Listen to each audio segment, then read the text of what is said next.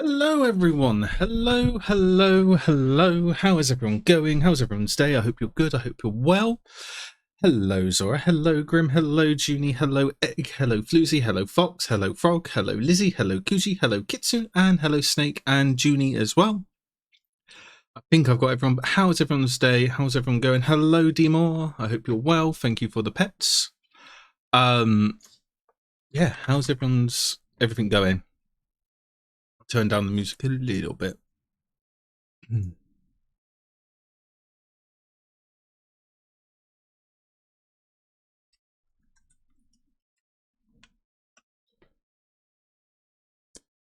Right, so Nocco is calling me, so prepare for Nocco.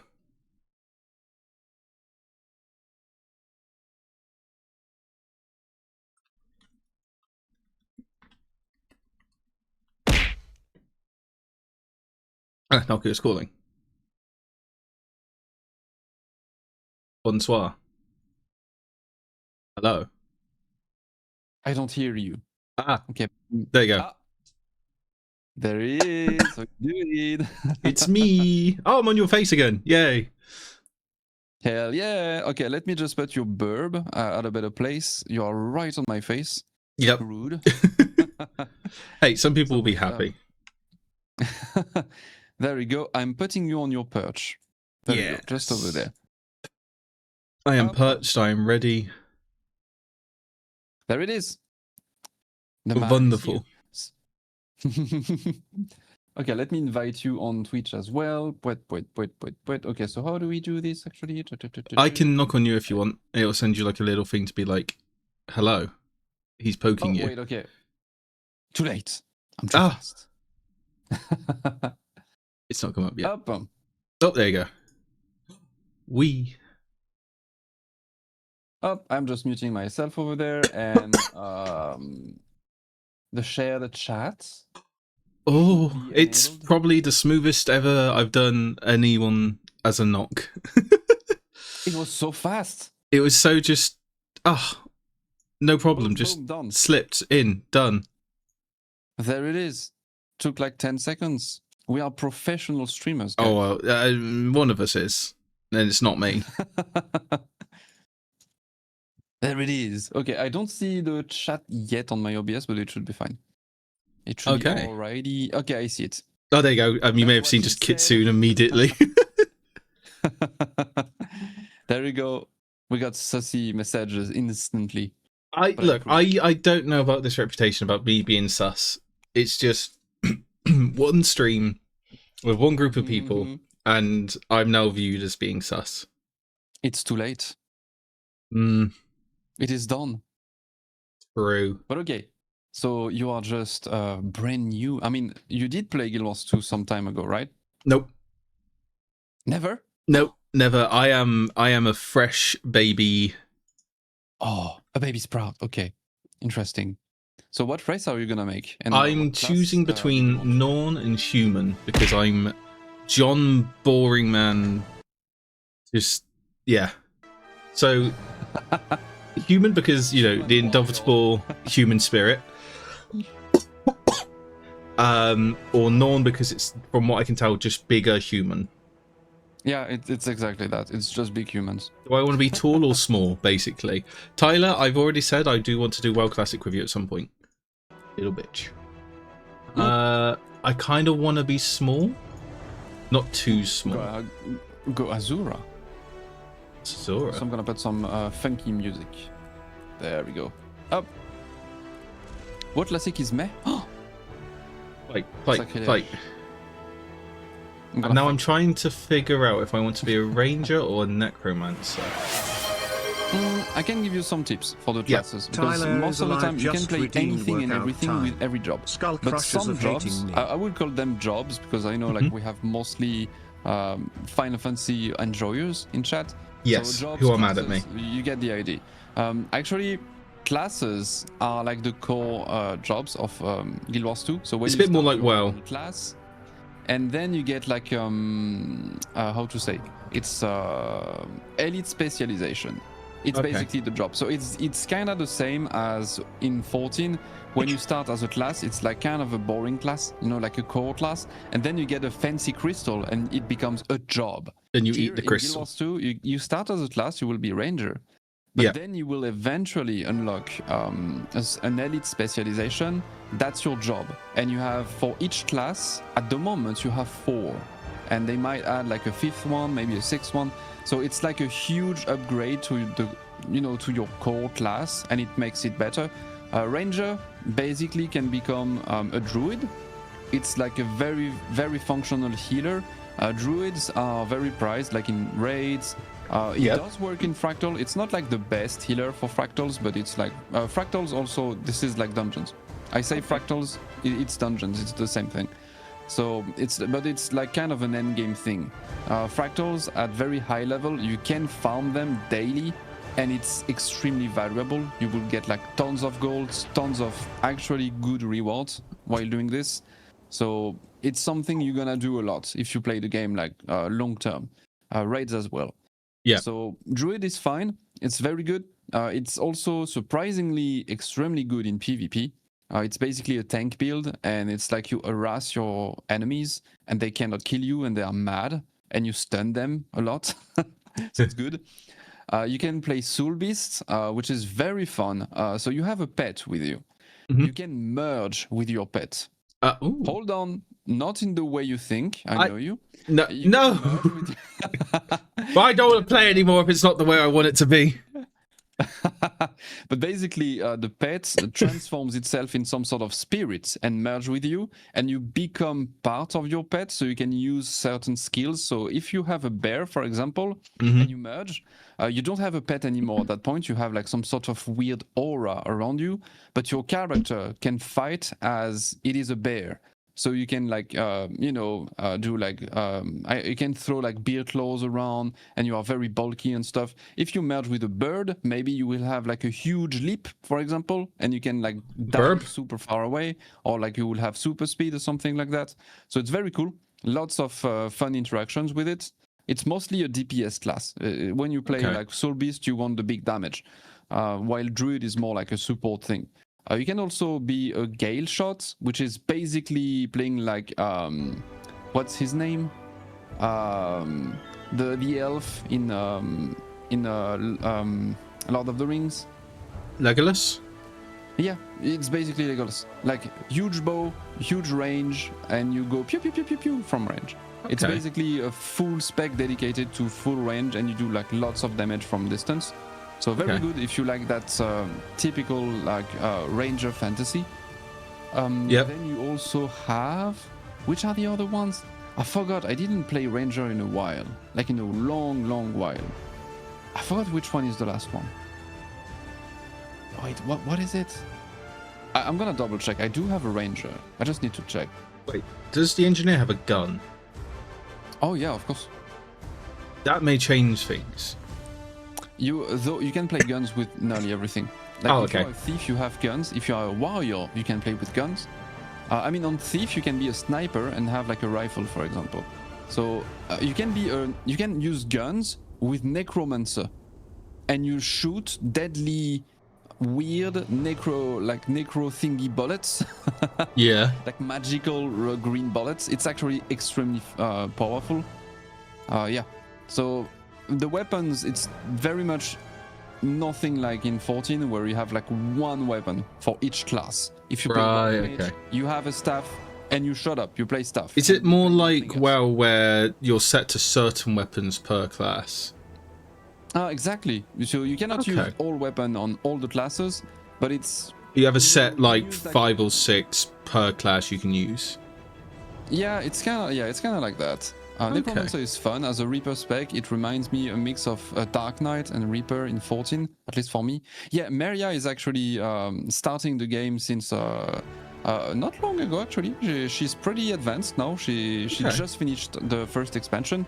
She went with Necromancer, and she enjoys it very much. Necromancer also has one of the best open world build that you can also play everywhere. It's kind of like the cheese class, because it's just very efficient. Like when you play Reaper, you are like a huge DPS, but you are also very tanky, and you can play the same build in open world, for raids, for fractals, in PvP, in World v World. It's kind of like the jack of all trades, except it's also the master of everything.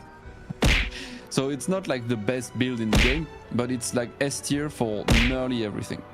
So people tend to enjoy playing Reaper. Like if you like Necromancer, Dark, you know, that kind of vibe with your character. If you want to be sort of like gothy, evil. Yeah, except it's very green. It's not like the Dark Knight, like very you know, very dark, very somber. Like Necromancer is just very green. Every spell is green. I mean, I'm as a person very much associated to autumn colors, especially, and then also like green. So maybe just because people associate with green, maybe I'll be Necromancer.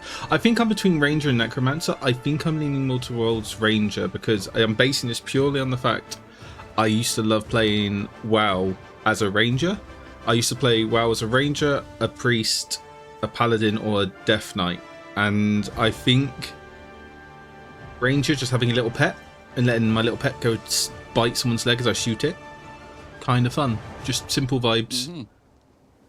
I mean, Guardian was tempting as well because it's standard like, hi, I'm in armor, I have sword. Guardian is pretty popular as well. It's very versatile, which is good. So like on, for example, as I said, like every class can play nearly everything. You don't really have the tree force like in 14, officially speaking. Like you don't have assigned healers, tanks, and DPS. It's more like everything can be whatever the fuck they want, but they will be more or less efficient at specific things. For example, Revenant, my main, I can be a healer on it, but if I have to pick between a Revenant healer and let's say a Chronomancer healer for like a group, I will always pick the Chronomancer because it has a bit more to it. It's a bit more useful and a bit more powerful as a healer. However, if I want like a pure, like big hongus bongus power DPS, I would pick the Rev. And if I want like a support boon, something that just gives me quickness, for example, forever, and I don't want to worry about it, I would also pick a Revenant. So it's like Chaos.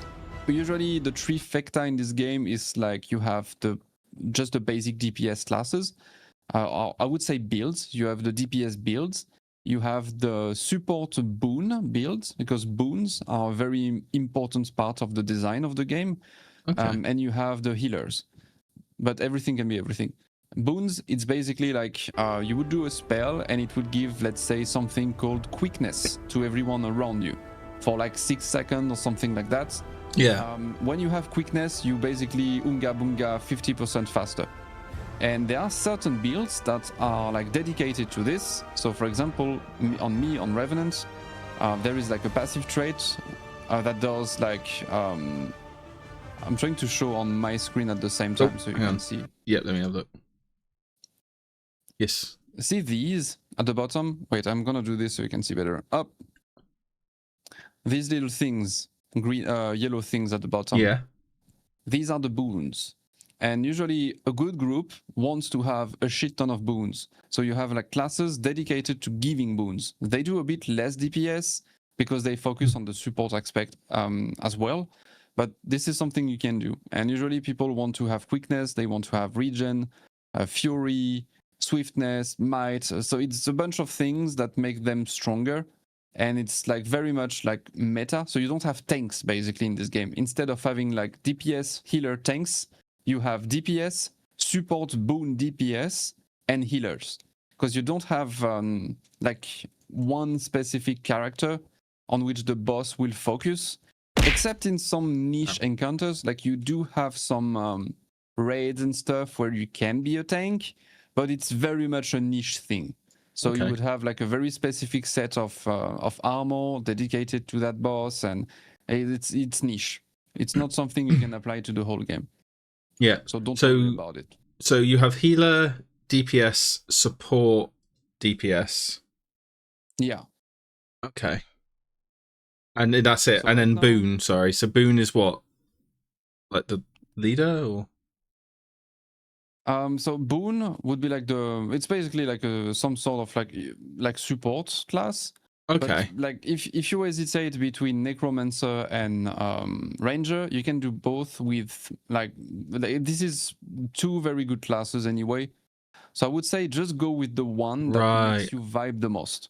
Okay. The one that makes you go like, oh, I like the fantasy and I like the aesthetic of that class more than the other, and just pick that one and you will be fine. Your Holy Trinity have no power here. How you doing, Strat? What's up? Okay. So, I think I'm actually leaning towards Ranger or Guardian. I like being support. I like having a pet. And I mean, if I went Ranger, I could also become a Druid, which can heal, right? Yeah. And then, but Guardian isn't really as much for healer. It's more a support DPS. You can heal as a Guardian. You have like Luminary. It's like one of the elite specs. It's like a very good healer. You can heal as a Firebrand as well. That's the cool thing with Guardian. It has a lot of versatility to it. That's also why I think this is the most played class in the game. If you look at the stats, purely like for the numbers, it is very played. Lots of people play a Guardian because like, it's one character and you can nearly do everything. You can be like a power DPS. Can be Condi DPS. Condi, it's basically dots. It's also another big thing in the game. Like it's not just... Which one is the most dots class? Because I love either healing or damaging over time. Everything can do like both, okay. I would say. Also, hello, Salad. As a ranger, you have some very good Condi builds, like focused on dots. You have some power builds. You have some support builds, boon builds. You have lots of builds on Ranger for everything really. Like at some point back in the day, we had some periods of times where the balance was not like perfectly, you know, it was not there yet. Some classes were a little bit behind and had like way less variety. I would say today it's not really the case anymore because we have more elite specs and stuff. So now it's very, very versatile for everyone. Okay. Okay, this Necro is also a strong healer. Yeah, very true. Yeah. Necro is also a very good healer, and Mesmer is meta right now, as far as I'm aware. It's because, like, Mesmer is very much focused around giving boons. It gives like a lot of boons naturally. Yeah. And like therefore it's very good. Like for example, the healer Chronomancer is kind of considered like the absolute best meta healer, because it's very simple and easy with it to give like a shit ton of very valuable boons on demand, like stability. You can give stability with just one button, like instantly to the whole group, and it makes everybody immune to like CC, which is just very good for many bosses. And for all the classes, you might have stability, but maybe it's gonna be a little bit tricky, you know, to give to the group. Maybe it will have like lots of cooldowns, or like it's not on demand, it's like baked into the rotation or something. So yeah, so Chronomancer is very popular. However, it doesn't have the same healing output. For example, if you play Druid, you have more pure raw healing. So maybe it's a little bit less good for like the boons and stuff, but you heal more. And it's kind of the same for like, let's say Revenant. I would say Revenant is a very good example for that. It has a shit ton of healing, like it's crazy good for pure healing, but for boons it's a little bit So that's why it's not like super like meta and stuff. Like people like boons basically, because when the group plays well, you don't really need that much healing. You can like survive with less and just focus on the boons. But when you are like in a people group and people are struggling a bit, having more healing then is more valuable because you can carry a little bit. Okay, interesting. So Zalad is also saying that Necro is actually probably the best healer in their opinion, or the easiest, most forgiving healer. Sorry, the most forgiving healer class because it has res. It's still quite strong. Has been nerfed numerous times and it's like 3 buttons. I like simple. It is quite simple, yeah. You can also see Necro healer as Astro from. Well, I'm sold then. Much, because it's like it's basically shields. It's not really pure healing. It's shields, which we call. Well, that's more Sage, isn't it? Here. also, yeah, kinda. I didn't play Astro. I thought Astro was more like... Astro's more buffs and healing over time, I find. Okay, no. So yeah, it's more like Sage. You basically give a bunch of barrier to the group and you make them extremely tanky so they can eat everything and they're fine. You still heal as well, but it's the ID. Yeah. But yeah, Necromancer is good for that. I'm thinking... Ranger, Necro, or Guardian all seem really interesting to me. Oh, hey, you can do all of them as well. I know, but I'm trying to figure out which one to start with. But to start, like to the very beginning, I would probably maybe... I think I'm leaning more towards Guardian or Ranger to start. Oh, there is another thing I forgot to say. On Ranger, you can have like a pigeon. Well, we're being Ranger. You can have like a bird pet with you. I think I'm going to go for the classic Ranger.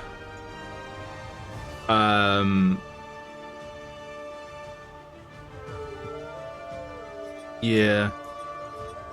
I think Ranger is a good starting class as well because it has some variety to it. It's not like too much the same thing, if that makes sense. Like Guardian, there is one thing I'm not a fan with it. We have a fun name for it. We call it the blue class. Is it? Because it's just blue. You know, like it's like everything is blue. Like you swing your sword, it does like blue energy. You do like some sort of swirling thing, it like projects blue beams everywhere.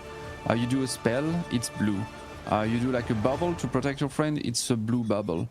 So it's the blue Everything class. is blue. Everything you do is just blue all the time. At some point you can get tired of it. Let's say you want to do like a glam for your Guardian and you want to be like, I don't know, like some sort of golden paladin. You know, like a fancy golden paladin, like the classic paladin. Yeah. And then you press a button and it's just blue all the time. So it's something I personally don't like it, but I love the class. But I'm like, it's just blue all the time. Always so, forever blue. Like at least on Ranger, you know, it has some like a bunch of things. You can throw torches, so you have like flame. You can shoot your bow. You have different kinds. It's a bit richer, I would say, in terms of effects and stuff. So it's a bit more like visually varied, if that makes sense. Press the blue button, yes. Blue. Everything must be blue. Sorry, I'm currently choosing my hair color. It's fine. And I think I got to go for a grey pigeon. Oh, the perfect thing would have been to have like some sort of preview of your screen on my screen. So your character creating skills at the same time. So guys, if you're on my stream right now and you want to see him like create his character, go on his stream instead, because me, I'm just running around at the moment. Or if you want to see someone run around, everyone go to Nocco's stream. Yeah, exactly. If you want to just actually, in the meanwhile, do I do my fractals while waiting? Because I can do my fractals passively and just continue to yap at the same time. So I think I'm just gonna do that. Yeah, I might do that, so at least it's done. Yeah. What I'm gonna play? I'm gonna play DPS. There you go. Yep. And I'm gonna join. Do we have a random group? Or maybe I do EBS 5. Do we have EBS 5? Okay, no, we don't. No EBS 5. Okay. That's kind of my routine at the moment. I'm grinding a lot recently because I'm making legendaries. So I'm having my little list. Every day I do my little fractals. I do my little raids. I do some little treat of metas. Yeah, my little things. And yeah, I didn't do my fractals yet. Oh, they want some heal. I'm too lazy to heal right now. Yeah. Oh, I get to choose my armor color as well. This is cool. This is quite cool. Yeah, the character creation is pretty nice actually in this game. Also, you will enjoy very much the fact that in this game we have 4 dye channels on the pieces of like gear. Yeah, I'm currently going through it right now. Like sometimes it's just 1, like it can be anything between 1 and 4, depending on the gear.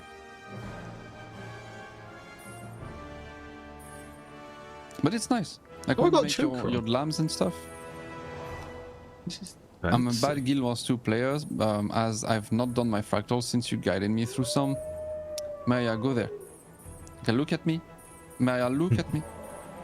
Do your fractals. You interrupt. Let them off. Get them. Get them. Nah, fractals are just very cool. I mean, I do love it. It's pretty nice. Like in the end game, because okay, this is something I might need to talk with you about because it's very weird.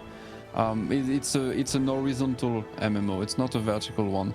So unlike 14, where each new expansion you get more levels, more numbers. So the numbers are just going up and up and up and up. And it's like you always have to, you know, work toward like the next upgrade. And after a couple months, a new patch drops, and boom, it's irrelevant. You gotta keep going, yeah. You have to keep going. It's very much not like that in this game. So the max level is 80. It's always gonna be 80. It was 80 at launch 14 years ago. It is still 80 right now. And the power level of all the gear you have, the best in slots is pretty okay to acquire. You have like two kinds of best in slots. I say two kinds of best in slot because like the absolute best in slot is only about like 5% better than the previous one, but it is way harder to get. Yeah. And hey, Cena. So it's like you can get like exotic weapon and stuff and gear and whatever. So that's the first thing you usually get when you finish the game, or like when you just reached 80 and you're like, okay, I'm good, I'm level 80, blah blah blah. You get exotic gear. And it's your first sort of best in slot. You can do anything with it. You can go in raids, you can do open world. It's good mostly everywhere. There is only one thing you cannot do with exotic stuff. Yeah. It's the fractals. So the big thing you want to grind later on, because you need ascended gear for that. And to get ascended, you can either craft it, or you can drop it in the early levels of fractals, because fractals, it has like some sort of progression. You have different tiers. So you get in there, you have like tier 1, tier 2, tier 3, and it gets harder and harder and more punishing as you climb the ladder in there. In the lower tier, you can go with the exotic, and you will sometimes drop some ascended pieces, and it's nice. But then once you equip these, it will make you stronger, and then you can go like in the higher tiers. But once you have like your ascended set, you're pretty much done. Then you will be good forever. The only thing that might make you want to get some more gear is if you want different stats, because that's how it works here. Like you have different builds on each class. So if you, as a ranger for example, if you have like a full berserker set, so a set that gives you power, precision, ferocity, these kinds of stats, you will be basically a DPS. You are here to, you know, to Ungus Bungus Maximus. But if you have a set that gives, let's say, vitality, concentration, healing power, that's the kind of stuff you will want on Druid. But it's like very fixed, standardized sets of stats. It's not like in 14 where it feels kind of random, you know? Yeah. Like it gives you stats, but I never really looked too much into the stats. Like maybe like most of the time you just want to have like determination and critical shots, and that's it. Yeah. Regardless. I never even look at stats on 14. I've made my character. Melandru, the goddess of nature, blessed me when I was young. Though trouble may follow me, I overcame it with my charm. I was raised by the common folk, and I've done plenty of honest hard work. I've made something of myself, and the only thing I regret is that I turned down the chance to perform at the circus. Because I felt like it was too edgy to lose my parents or my sister. I'm a ranger, I have a stalker that fights by my side and guards my back. This is my story, signed Elizabeth. I can't say Pidgeington. I can say Elizabeth. I think I'll just say next. Elizabeth is already in use. I need one extra letter. Elizabeth Pidge. There you go, Elizabeth Pidge. Ooh, cutscene. Well, ish. Slideshow. Once ruled Tyria. So all the stuff you picked at the beginning, it will play a role in the very early game, because you do have some RP elements tied to like your core personal story. Later on, it doesn't really matter that much. It's more like just some fluff for the very early game, but it's not like don't worry about it, basically.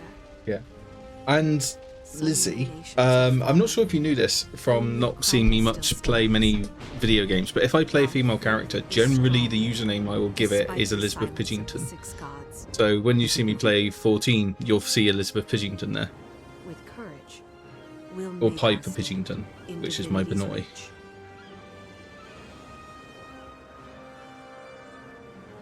Lizzie's a good name. I hope my group is gonna be alright. I just dived into the fractals. It's kind of a mess here. What are they doing? It is alrighty. Can I change? I can't remember if you mentioned this. Can I change class as a as you can't. my character? No, you can't. So I have to make a new character. Okay. Exactly. So that's the biggest difference. Like 14, you just play whatever. Like you just One character, multiple classes. This one is one class, one character. Okay. Yeah. So instead of having different jobs on the same character, you have one class but with different specs and builds. So you still have variety to it. We can't go on living our lives in fear. I have to fight. I have to make a stand. It's me. I'm here. I have grey hair and I'm a pigeon. This is my story. I will add you as a friend when I will be out of here. I will learn how to accept your friendship. Probably take like 20 minutes to clear that thing. Oh shit, I'm sorry. So we heal as one. Which is... Oh, also for your spells. It's pretty, it's very action oriented compared to like 14, which is more like tap targeting. So on every class and everything, you always have like your 5 first skills are like the weapon skills, always. And then you have like 1 healing skill, which is like the first one on the right side of the health bar. And then you have like 4 sort of utility skills. Okay. I need to get to the inn. Visit the inn. Okay. Yeah, Pika, I am on early today. 1, so I can mix one with Nocco. 2, can I shoot this guy? No. Maybe? Oh, can. Yeah, I'm on early because I also picked up my new car today. So I finished work a bit early. Well, not finished, but I left work early so I could go get the car. So it worked out quite well that I was streaming with Nocco. A new car? What car did you get? I got a BMW because my old car went pop. There are more centaurs on the other Excuse side of us, town. sir. Captain Thackeray's calling for reinforcements at the garrison. A pre-owned BMW, I will stay for a reasonable price. Can't spare anyone. I've never had a BMW before, so I'm like, ooh. Captain Thackeray's never And it's made quite it within his fancy. reach. If I can help him, It's quite I a will. company. It's actually a Japanese import. Bless you. That's So- Damn, sir. It's interesting. It's got low mileage and stuff, but the problem is not the problem per se. Oh, what? I pressed a button. I rolled, and I have no idea how I rolled. But part of the issue I have is I need to update the maps because all the maps are in Japanese. Not in Japanese, but like it thinks I'm Japanese, like in Japan. It's just like, hello, you're in Tokyo. I'm like, I'm very much not in Tokyo. I wish I was in Tokyo, but Mr. Map, please stop thinking I'm in Tokyo. I have a question. Yeah. A very important question. You have a built-in GPS, right? Yes. Does it speak in anime voice? When you want to go somewhere, does it go like, "Hiya"? I haven't programmed it yet. I have used the like in-car like request system, which was in English, admittedly. So I think I just need to yeah, I think I just need to update it somehow. And I don't know how yet. Oh, I'm out of range. I'm still out of range. There's someone called Pak Choi Piggy. I love this game already. There's random person. Yeah, I will start referring to my car as the anime car until I figure out a name for it. It does beep a lot. Pidgeymobile. The Pidgeymobile, yes. Oh my lord, there's people coming at me. There's just a charge of people. They run past me to shoot me with a bow. This is fantastic. So wait, what race did you pick in the end? Normal or human? Human. So I'm a small human because I have the indomitable human spirit. I can greet someone who is in combat with me. Hello.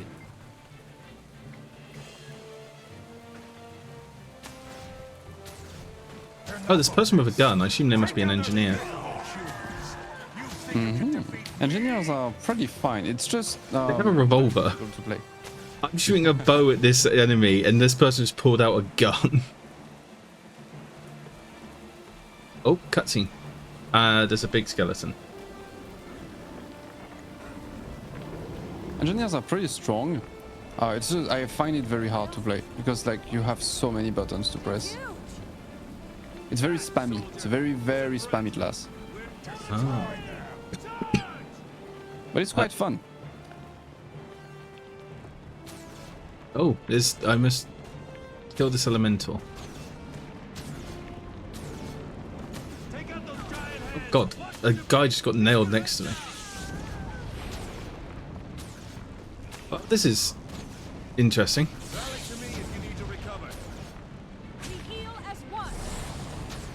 Damberg, I don't think I can knock aim loose. I think there's not enough time. Ow. Oh. Also, guys, I hope my game is not too loud because I'm fighting stuff and I see my levels. Is it okay? Spaghetti. Oh, I was gonna say I don't know. Hang on. For you, it's fine. For your voice, I see it's okay. It's just the sound of the game itself. Well, have you got the game on? It can be quite loud sometimes. What have you got the game on? So I'm about -30 to -24. It's good. Okay, it's good. It's good. Yeah, I still have ducking though. So when you speak, it also lowers the level of my game. I just want to make sure that they can hear you and not just my game screaming over you. Yeah, that's fair enough. Admittedly, I've turned ducking off. Yeah, I turned ducking off because my chat were complaining about it. Oh, maybe it was too strong or like too fast. That can be an issue. Like if you put it like very, very fast, it can be a little bit like strange to hear the voice like fluctuates very, very fast. Right, okay.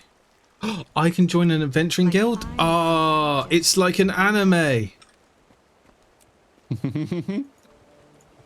I can't wait to anime. Is this an isekai? You just have been isekai'd basically. Yes! I'm a random hunter in an isekai. This is great. Perfect experience. Yes, I can create a guild. Fantastic. I'm Pigeon in Another World, the anime. What if I ran towards something? It was on the map. A waypoint. Oh, it's a teleport. Okay. Is there like an auto? Oh, it's R. Hey, look at me. Nearby event. I need to help her at her farm. So these events, the dynamic events, we call them, it's basically your fates, except it's 10 times better. Wow. Like just straight up. Those are fighting words. They are more varied, like you have a bunch of very random ones. Sometimes you have to, and also they chain into each other's. So sometimes you will be like, let's say in a village, the village is being attacked by, let's say like Santos or something. So you need to defend the village. But then because it has been attacked, maybe the village is completely like, you know, broken, is on fire and stuff. So then you will have like another event, which will be like, hey, rebuild the village. And you have like to, you know, extinguish the fire, rebuild some walls and stuff, like just fix things around. And then once it's done, maybe like an NPC will drop and say, hey, we mad, we need to, you know, take our revenge, let's go attack them. So then you will have like an escort event where you need to follow some dude, like or some soldiers across the map. and defend them along the way. Just one more And then you arrive in the confirmation cave, of how great I am. and then you Okay. have one last event, which will be like, I don't know, like kill the centaur, like mafia big boss, or something like that. So very simplified way to put it in words, but that's basically what you're looking at. Just a bunch of events. In like lower level maps, it's super simple things like you know, bandits, stuff like that. But later on, that system is actually the core of the open world, and you have what we call meta events. Some of them can last about like 40 minutes and be like literally dozens of events chaining into each other's. Pretty And cool it's though. like a bunch of things. You have entire maps where you have like a shit ton of things happening. Sometimes for Oh, wow. certain higher level maps, you need to have approximately 50 players around, like splitted over like everywhere across the map. And this is why we have the tags, what we call commanders. So sometimes you will see them in nature, like a player with like a logo above their head, and you can see them on the minimap and the big map. So you can literally track the location of that player at all time. It's because they have a commander tag, and people can join them in a squad. This is basically a very fancy way to have big-ass open-world groups. It's like a way we have to organize ourselves. So when we have like a meta event or something, if let's say we need to be splitted along the map and do a bunch of things everywhere, you would have like a couple players tagging up as commanders. People will join them, and they will like basically organize the map. So one commander will be like, hey, okay, join me south, we need to do this over there. And the other commander will be like, okay, I'm going north to do this over there, and That's blah, blah, cool. That's very blah. cool. And, yeah, that's one of my favorite things actually in this game. It's super, super nice. So you have like entire maps of people just, you know, basically doing the big gaming together. But it's also like, Carlos, you should come try it at some point. It's interesting, like the concept. Again, I don't know how it's going to go, but it feels at the moment this is probably likely to change. But I am Joe Blogs the Adventurer. I do adventuring. Obviously, it's going to probably change, but it just feels like you're like the story. Oh yeah. You become it's kind of similar to 14. Like you can. Oh, you become like a big fancy in a person. different way, but it's also different. Like you are not the chosen one in this game. You are not like some guy with some secret superpowers because you are, you know, basically Azem and stuff. Blah blah blah. Spoilers. Who's Azem? It's kind of different. Azem, oh, he's just a guy. So it's not like that in a way. Like you don't have weird hidden powers in this game. You are just a guy. You're basically just a guy. So I'm just you're a not boy. stronger than other characters, but you do become very important in the lore because you will like rely people to you and do stuff, and you will be involved in very important things. Blah blah blah. So the story gets very Right. good over time. Okay, I'm looking forward to it. This feels very much to me like it doesn't look amazing in terms of graphics, but also a game this age would not. Yeah, it's But yeah, it it's the makes first me maps as well. The vibe I get is similar to how when I first played WoW and 14. It's like, this is cool, the concept feels great, it's very much an MMORPG, but you know what? I'm not doing a fetch and carry quest. If I do a fetch and carry quest, I'll be honest, this game is going to lose my interest very quickly. Because 14, I have a lot of love for 14. However, fucking fetch and carry, man. Okay, you're gonna be happy about it. There is no quests in this game. Look, the concept of quests doesn't exist. So what am I doing right now? I'm killing bandits for her. You are doing probably a heart, I would say. Oh shit, I'm dead. Yes, I'm doing. To fight big things. I think I'm doing 2 hearts. I'm trying to scout the area. So, But basically, the way it goes is you don't have side quests and stuff. Why is nobody picking me up? Okay, they don't give a shit. Fantastic. My group is kind of oh, but it's okay. It's okay. At least I'm dead, so I can just chill and yap at the same time. So yeah, you have hearts. These are basically areas, local quests in a way. It's kind of weird. So try to picture like some sort of zone around the hearts. When you are close to the hearts, you would have like some sort of map objectives. but it's completely optional. It's just to get some karma and some XP, but you don't need to do it. Because kind of the same as 14, the main quest will most likely carry you through the levels. Yeah. At some point you might need to level up a little bit, but you don't really have moments where, like in WoW, you need to level up super hard. You go into a different zone. Yeah. Yeah, it doesn't happen. You don't have to kill random mobs in the wild just to grind XP and stuff like that. Yeah, it's just... Oh, I need to do some CC here. Pop, pop, pop. There you go. It's just you do your main quests. Sometimes you might need to grind a little bit of XP, but it's like pretty rarely. And when you want to do this, you have a bunch of ways to do it. You don't have to do like fetch quests. You just do hearts. And like if the hearts you are doing is like fun to you, and you're like, oh, okay, I like the objectives of this specific heart, just do it. If you don't like it, just ignore it and do another one. And you have like, it's pretty varied. Like you have hearts where you have to tinker with things. Let's say you have to repair some stuff around, or like you have to help characters, maybe revive some NPCs and shit like that. Yeah. Sometimes you just need to straight up kill things, or it can be anything, like anything and everything. And when you see a fetch thing, but you don't really have quests, I mean, by fetching quests, I mean like you don't have things where you need to speak to a character, go to the other side of the map, speak to a character, go back to the other side of the map and speak to the character again. Like you don't have things like that. Okay. The closest thing that you might have to like a fetch quest in this game is like a heart where like, or like an event where like an NPC goes, hey, I need to recover all of that shit on the floor. Can you bring it back to me? And maybe like you need to carry some stuff from the floor and pick it up and bring it to the character. So you do have things like that sometimes, but yeah, it's always like very, you know, secondary things. Okay, this is very interesting. I find it quite cool.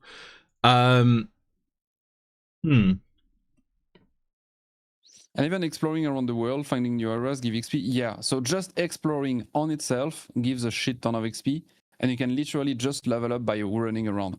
Because as you can see on your map, there are a lot of, you know, icons. Like a bunch of icons. And it's always the same. Even like in the later expansions, you have POIs. So basically points of interests. Yeah. It's like little squares. You just go on it and that's it. And it gives a bit of XP. And it like lights up and it's like, hey, you discovered like a fun little thing. There we go. Okay. It's like just an exploration thing. You have the red triangles. It's the vistas. They are very cool. People tend to like them. It's basically like some sort of cutscene. So when you trigger it, it does like some sort of camera thing where it shows you the map around, and then it gives you a bit of XP, and then it checks out. So you have these, you have the hearts, of course, which are basically like your local standard like quests, but it's not really quests. Which I was just doing. Yeah, I finished my first heart. Okay, sorry. I was protecting a guy to do a thing so we can do the things. Up! There you go. Then you have also the waypoints. It's basically the Aetherites, same thing. And I think that's about it.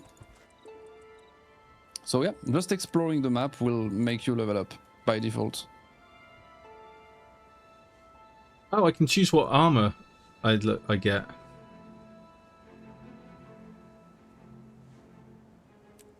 Up, I'm gonna use a portal here just to make it easier to my group. There we go.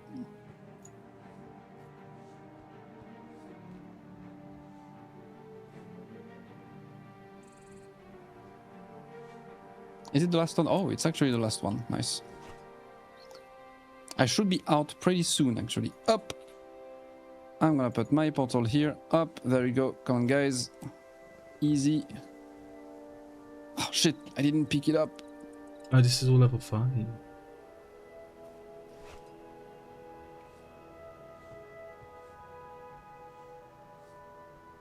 Oops.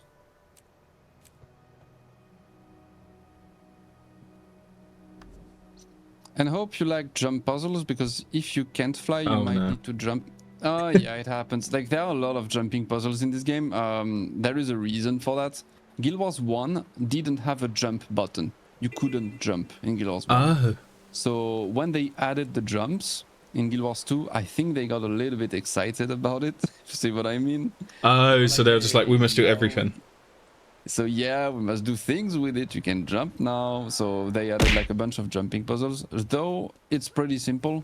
Because like one important thing, when you jump in this game, you can also adjust your jump while in the air, if that makes sense. So like in 14, when you do a jump, you are basically committing to your jump. So if you didn't run enough before jumping, or if you're not like, you know, aligned properly, you're basically fucked at the second when you press space. Here, when you jump, you can try, like even by just standing around, if you jump and like spam your, you know, walking buttons and stuff, you will see you will be able to actually adjust your position in the air during the jump. Oh yeah. That's quite cool. So, am I meant to be doing these hearts? Sorry. Or I need to use... Is it my adventure guide I'm meant to be doing, or my hearts? The hearts completely... It's like completely... how to say?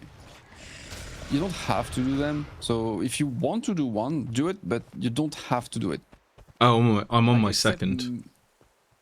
Like maybe if like maybe you might have a quest, I don't remember all the quests, but maybe like there is one step in the main story where, I don't know, you need to do one specific hearts, maybe, but I think it's the one where I have to help this lady tend to her farm.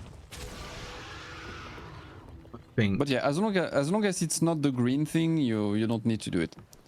So like see the meteor icon that you have in 14, the main story, the main like, meteor thingy. Here it's the green star. That's basically the same thing. Like They'll keep coming. keep getting better. Oh, I need to learn how to dodge. Oh yeah, you can dodge in this game. You basically have a button. I mean, definitely keybind it. Oh shit, I need to go down here. Otherwise my group will fuck me over. Okay, there you go. You have one button that you might that you need to bind for the dodge. Okay, wait, shit.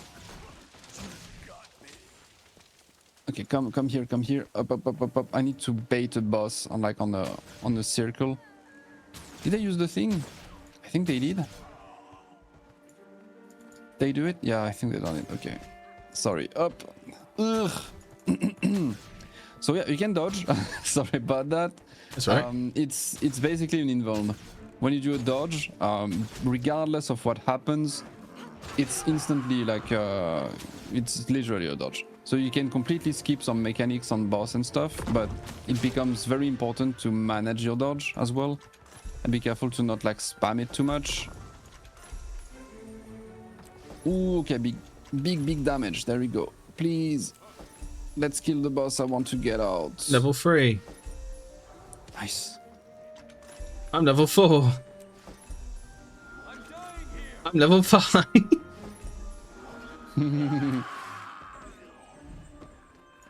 thank you. My cows thank you. Everyone who eats. Oh, hang on. I've just got a message from the field marshal. Up.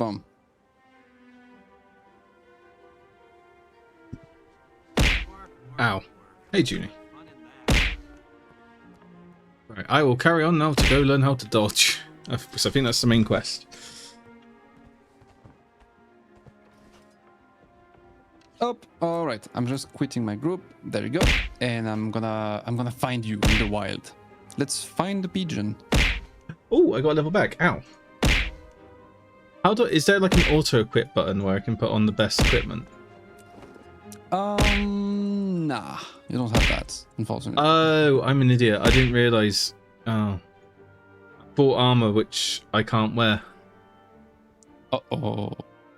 Yeah, you have, like, you don't have, it's a bit simpler, actually, than in 14 here. Like, you don't have a bunch of weird sets, like striking, blah, blah, blah, blah, blah, blah, for, like, specific jobs and stuff.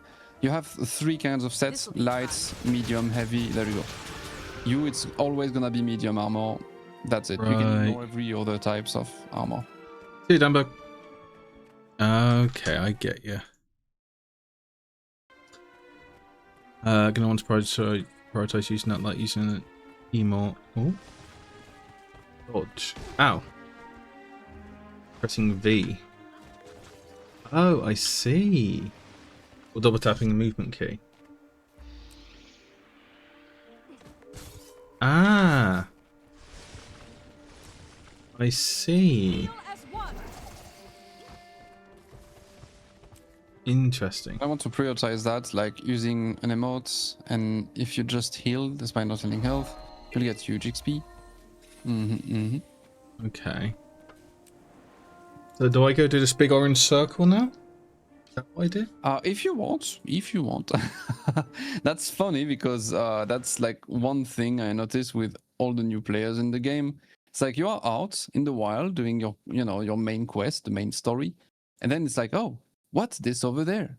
Then you go do the thing, and you're like, okay, I'm just trying to figure out which the what the main buttons are. Not main buttons, but you know what I mean. The yeah.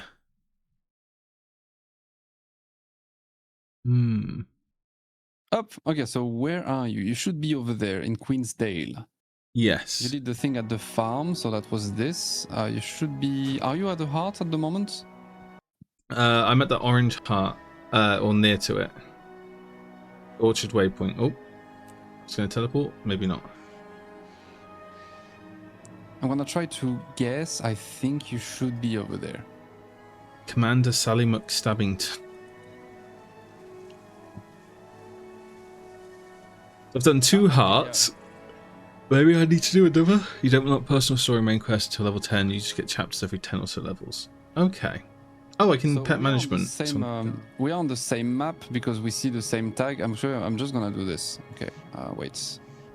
I'm gonna do this one. Okay. Do you see a white tag on the map? Should be my name. Yes. Okay, that's me. So you can see me. I can join squad. There it is. Okay, nice. Ah, I see you on the hill. Perfect. Okay, I'm just gonna remove the squad. I'm gonna invite you in a normal group because these are public, so everyone can join up. And now I can do this. Add, oops. Okay, add friend first, and second. Okay, you need to quit the squad. Actually, you are still in the squad. Yes, I've done that. Up, and there it is. Hell yeah. Ah, there it is. Look at you, all fancy and all. I am baby.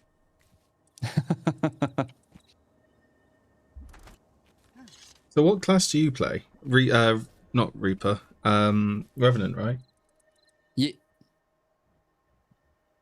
I'm a big Revenant enjoyer. I love them very dearly. It's a very weird class as well.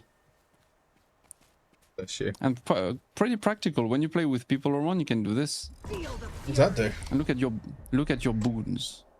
Oh shit! I have Fury. Replenishing. Regen. Oh, I have lots. Yippee!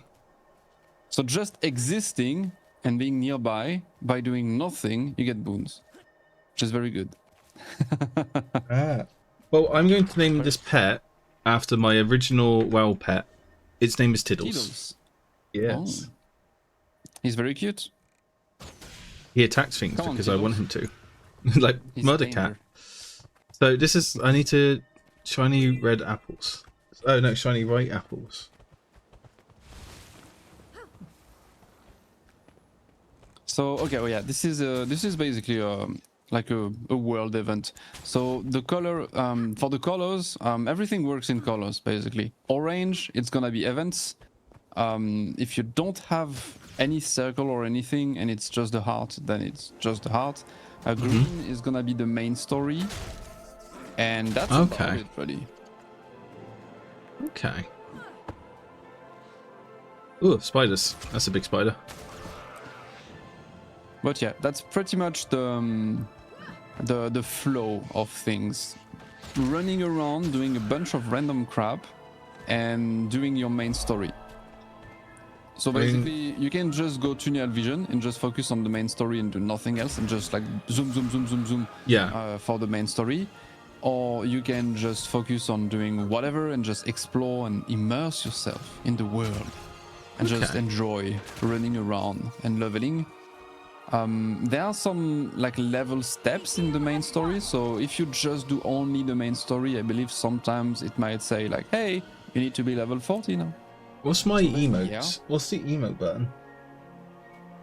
Okay, the emotes are kind of... This is one thing that I think is way better in 14. Like the emotes and the character on itself. It's kind of weird. Like, wait, so say again, sorry? I think are way better than the other in certain areas. So like, for example, Guild Wars 2 feels more fluid. Like when you move around, when you jump, the way you fight, the way you can teleport, and everything is super fast and it's very fast paced. So on that front, I believe like I feel like Guild Wars 2 is a bit more enjoyable. It's like you feel more free on this game.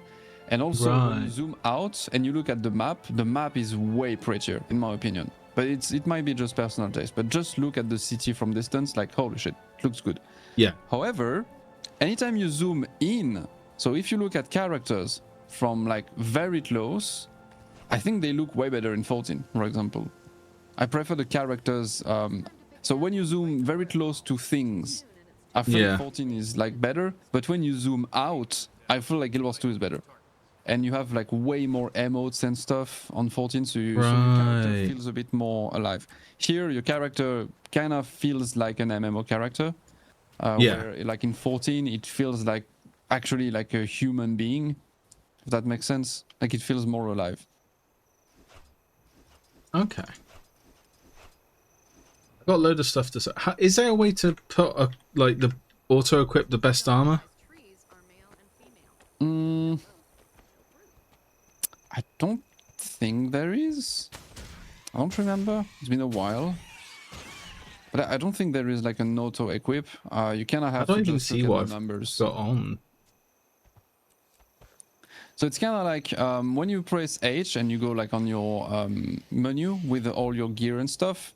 You can see your attributes. So you can see your toughness, vitality, you can see your precision, ferocity, condition damage. You can see all of these. They kind of make sense, you know, like if you have, if you gain precision, it says what it does. It increases the critical hit chance. If you go like into ferocity, it increases the critical damage. So you can see what every stat does. And when you drop a piece of gear, just pay attention to the stats and equip what feels right to you on the moment. You don't have to worry about builds anyway at the moment. Like you only start actually making builds when you arrive max level or maybe a little bit before. So like, I don't know, level 60, 70, you kind of start to be like, okay, I'm gonna, you know, I'm gonna min-max that shit. I have a great sword now. Mm-hmm. So yeah, there you go. You can fight with a grid sword as a ranger. Yeah, so it's better than my bow. And also you have 2 weapon sets that you can swap. So what you can do, which is pretty nice, is having like 1 melee weapon and 1 ranged weapon. So you can stay like distance with your bow, but if something is rushing at you, you can swap to your great sword. How do I... You are naked, sir. I'm trying to figure out which one's the best. Right, so that, how do I switch? Do I just switch the weapons? Yeah, it's gonna be a keybind as well. So that's one thing you should keybind on like your mouse or something very accessible. Okay, how do I do that? Like the 3 things I advise to like kind of keybind in a very easy way. Oh, I can just do that. Heal. Oh. Like your heal, your dodge, and your weapon swap. Because these 3 ones, you kind of want to do them like on the fly a little bit. What is weapon swap under? Oh, swap weapons.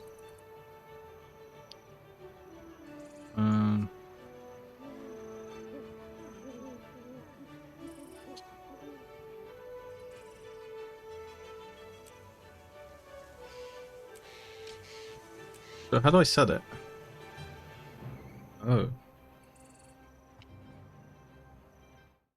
Oh. Just moved off the game. It's just... Is it this? No. It's this. No. Is it? Actually, you know what? I'm just going to use my middle mouse button. There you go. It does not swap my weapon. Ah. Wait. Okay, I'm gonna help you out with the settings because there is another thing I completely forgot to mention that you might enjoy, perhaps. That's the mod I use all the time because I actually prefer This is equipment template 1 and equipment template 2. Oh no, these are basically gear sets. This is useful, but way later on. You very much don't need it right now. It's like, are you on my POV right now? So I can show you. Let me have a look. I am now looking. Yes. So the templates are these. I got a bunch because you can buy new ones later on, either with gold or with gems. There it is. But you can buy more, and basically you can swap your gear set. So for example, here I have a set that gives, this is a celestial set. So if you look at the stats on my armor, it gives a little bit of everything. So it's not much, but it's a tiny bit of everything. So it's just a very good set to have in open world because you are tanky and you do a little bit of everything. It's nice. Yeah. But if I want, I can do this. And now I have another set that is more focused on like power, precision, ferocity, you know, stuff like that. So this is like a boon DPS support build because it also gives concentration. But there you go. And then I have another template. This is like a pure Ungus Bungus DPS build. Power, precision, ferocity, big damage. And there you go. So these are the templates. But the weapon set, the weapon swap, it's inside of your template. It's this basically. So to change it, it's gonna be an option. You go in control option. And I think, yeah, it's in on the skills one. It's the first one of skills. Okay. So how do I set it again? Sorry. It's just there. So no, I got the swap weapons, but how do I choose the longbow, the greatsword?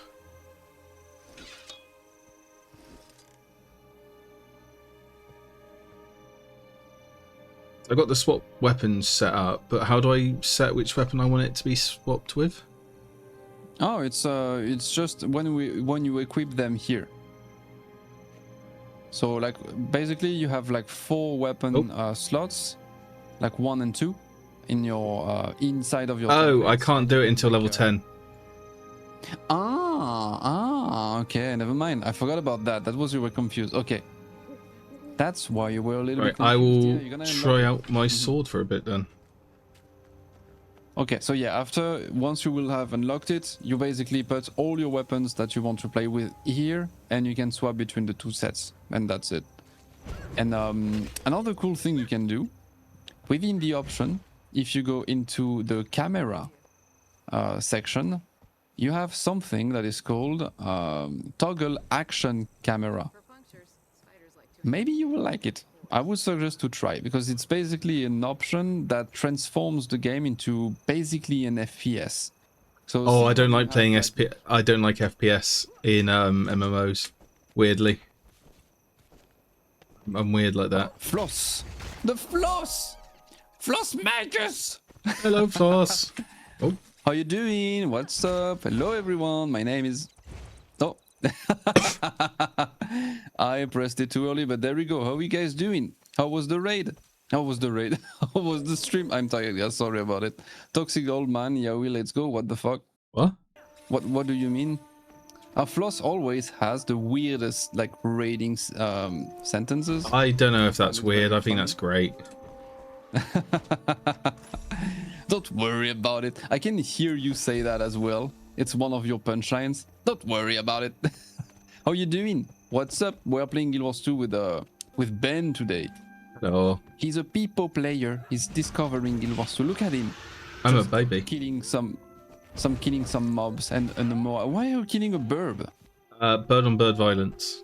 I must show that I am more aggressive bird. But hey, Floss, long time no speak. We did the Warframe. Nice. Yeah, Floss is playing Warframe. Actually, Ben is playing Warframe a lot as well. Yes, Ben Warframe is huge good. Warframe enjoyer. Yeah. I mean, I didn't get to do it yesterday because car stress. Ow, my face. Ow. Hi. Ow, Silky. But yeah, Warframe, fantastic. I need to What play frames it do you again play? at some point. You should. You could come join me on Tenno Tuesday. It's great. Whispers in the wall. Oh, I think I've done that one. Outrun a centaur. I think. There was definitely a guy whispering a lot, and it was kind of weird.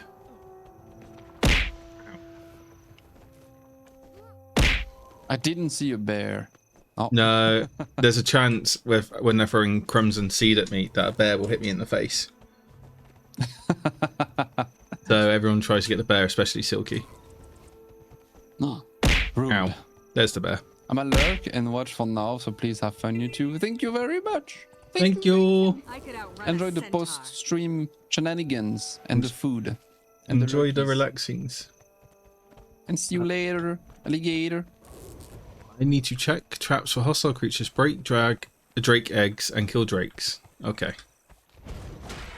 So yeah, the cool thing with these, you know, these little hearts, it's like you always have kind of a choice between different objectives, and you can pick the ones that you like the most, or if you're tired with one, you can swap. So here you can just interact with some traps. If you have done a couple traps and you're tired about it, you can just smash some drakes and blah blah blah. This is Share a new Ikai Merimazu. What does it mean? Also, how are you doing, human hunter? Hello. What does it mean? They're talking in riddles. Yeah. They are talking in Weeb. You're gonna love the Moonfire rewards. Why? Oh, what are we getting? What are we getting? Stuff and things. What is the goods? What things? Oh, see? Look at that in chat, in map chat. I'm from Fun is a Fancy Silky, I completely 14 forgot. day in this game. Someone says in map chat in Guild Wars 2. To say, we are good. How are you? Welcome And we are cheating to on Final Guild Fantasy Wars because 2. of Nocco. Big 14 enjoyer here as well, but Guild Wars 2 is quite special. Hope you will enjoy it. Oh, I just put that in say chat. Oops. Well, there you go. I'm helpful. Inflatable Moogle rafts, mounts, and outdoor furniture. I know you love them. Ooh. Great. Nice. I got studded pants, but my inventory's full. I'm gonna burn them. Inventory is full. Oh, ooh. Ooh. Okay, so Ben, I got another question. Do you like crafting? No. Wait, maybe. A little bit. Okay, so just like me. However, in this game, there is a lot of crafting. Like a lot of crafting. And it's like very vital to collect like materials and stuff. However, just wait, hold. I absolutely despise crafting most of the time, except in this game. Because it's like stupid easy. It's like ape level easy in this game. I mean, I'm kind of dumb. It goes like in a couple steps. Ready? I'm gonna like explain it like the simplest way possible. High numbers, by numbers. Your inventory, you will get a bunch of trash loot in this game. Like you will get a shit ton of trash loot in this I game. have so much right now, yes. I'm full. I could outrun So a what you want to do centaur. right now, since you just started, I would say don't bother recycling things. Just sell out. Because Okay. at the moment, otherwise it's just gonna be a mess and it's gonna confuse you and like turn you off. Just sell all the shit you get and don't worry about it. But later on, if you want to optimize your income and get more gold and get more materials and get Stonks. richer in the game, the stonks, what you will want to have is recycling tools. It's stuff you can buy at like a random merchants. Like you can find merchants in cities. They sell you like different levels of recycling gear. Okay. So then you can just right click on it and sell and use like the recycling option. It will recycle all the shit you have and turn all the shit into good shit, into materials. So if you get like, let's say a coat that you don't want to use, like a piece of gear, and you recycle it, you will get, I don't know, you will get like maybe some leather and a little bit like of steel, for example. If you recycle like a huge piece of armor, like a guardian armor or something that you got, you will get like a mithril, or you will get like just steel plate, something like that. And all these core materials, you can directly send them to your bank by default. Like you have a button at the very top right of your inventory, which is called just deposit all materials. You click on that, it just send from like some magical way all your materials directly into your bank, and then you can just stock up on things over there. So then the flow of the game is kind of like you fight things, you do things in the wild. At some point you go, oh no, my inventory is full. You open your inventory, you recycle all of that shit, you click the button, and then you close your inventory. And at some point, if your bank is full of materials and you cannot send anything in there like, anymore, then you go in the city, you go check your bank, you just recover all these materials and you just sell everything on the market board. But you're gonna get more money doing this than just selling the items as they are to a merchant. Right, okay. So like recycling is a big part of the game because it just throws so many at you. But yeah, it's like just to keep in mind that do it later. I would say don't worry about it. I didn't do it for like at least like 2 or 3 years when I started the game. Like for a very long time I was just selling everything to the merchants, and then I saw like on a Reddit post or something like, hey, did you guys know that if you recycle everything it's better? And I was like, oh shit, money. Yeah, money. Yeah, what money? Okay, I will learn to recycle at some point. Also, to answer the question for Hunter, I am baby Tenno. I'm very baby. Mum's abandoned me. Again, maybe. There's this guy with a really long arm who's kind of a dick. That's about where I've got to in Warframe. I also don't know if you can use the trading post on free-to-play account, but almost everything in the game sells for more on the trading post with instant sale than selling to a merchant. Yeah, very good point. I don't know if you have access to it. Maybe not if you're on a free-to-play account, but it doesn't matter. At least until you are max level and you actually start to need gold and do stuff with it, don't worry about it. It's okay. Anyway, the game doesn't really require you to have a lot of wealth, because once you get to max level, if you want your best gear and like be efficient and be good, you can get it for like dumb cheap, and I mean like it's stupidly cheap. It's farmable in just 1 day, easy. Really? Just to get like a good, solid, exotic set, all the good stats, the good runes, blah blah blah, and be like super efficient. 1 day of farming, easy. It's like super easy. And later on, if you want to, you know, get into the big game stuff and get like, I don't know, legendaries and ascended stuff and blah, blah, blah, and do the big gaming stuff, then yeah, okay, you need to start thinking about optimizing your things and stuff, but it's way later on. So it's completely ignorable. Just have Noko as your friend and he makes sure you have good gear. Yeah, I did send like the quote best in slot to Meria, so full Berserker stuff. If you want to know, Meria, how much it costed to me, it costed like I think 12 gold. That's it. It was like somewhere between 12 and 20 gold to buy all of it. So yeah, it's just 1 day of doing metas and stuff, and you're good. Super easy. Man. I'm a ragamuffin. So since you don't need to, like, you don't have that carrot on the stick, like in 14, where you also need to think ahead and be like, okay, I will need a piece of gear now, but I will need more later, and blah blah blah, and you need consumables. Here you don't really need that. Like once you good, then the only thing you need gold for is if you want to make more sets. You know like what if you I want to play other builds with different stats, then you need more gear, but it's like way later. Like I used one build. I only had one single build for at least I think 3 years when I started the game. I was like Thief. I was playing DPS. Bunga bunga. That's it. Thank you. I think I've got a gun. Oh, a gun. spear gun, a steam spear gun. It's a harpoon. Ah, yeah, this is for underwater. So if you go like fight in a lake or something. A leather aqua breather. Because you can fight underwater and you have like special underwater skills and stuff. Just don't get too excited about your it. wolf is glowing. Yeah, my wolf is very spacious, very weird. Right, just having to spin round rather than working out. Puts me to spin around on the spot rather than working out, although it makes me dizzy. Do I want to work out or do I want to just spin on the spot? Hard question. Oh god, I'm getting quite lightheaded a lot recently, so. Uh-oh. But that's because I think it's just warm. I should also have a drink because I forgot. Oh, there's a chest here as well. Head this way to discover Darlin's pump station.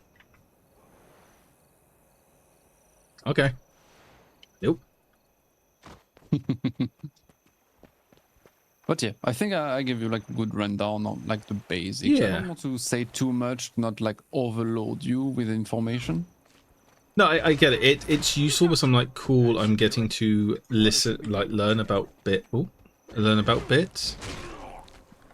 the fury. But it's interesting. It's just like, what conceptually what happens. I could Like how do they do things? It makes it interesting to sort of learn about it. Yeah, especially since I feel like this MMO is extremely different to the other ones. Like when you play WoW in 14, you can see a bunch of similarities. It's tab targeting, vertical progression, you have quests, you have main quests, you have secondary quests, you know. It's kind of the same systems, but in different skins in a way. And yeah, like ESO. Like, I mean, ESO has some unique things to it as well, but it's also kind of like a normal MMO in a way. And Guild Wars 2, it feels like it's just very weird and different. We should paint this place. I'm tired of this color. I need to go into the pump station, maybe. Yeah, that story is called When But I think one thing I love the most, like in this game, is that it's very much a game for people who love to explore. And like I'm very much like one of these kinds of players. Like I saw a very fun interview of devs from Outer Wild some time ago. They were talking about the kind of players, and in any game whatsoever you always have 4 kinds of players, period. You have the killers, people who just love to kill, so usually they lean a lot toward PvP and stuff like that. People who like the Ungus Bungus and kill things. Biggest stick. They would play, biggest dick and stuff like that. So that's the first kind. You have the achievers. People who like to be like, you know, I achieved a lot of things. I have a lot of points. Maybe they will do, you know, achievements hunting. They will collect things to get all the lambs, all the stuff like that. That's what gives them the happy chemicals. You have the, you know, the very much the lore enjoyers, the scholars, they said.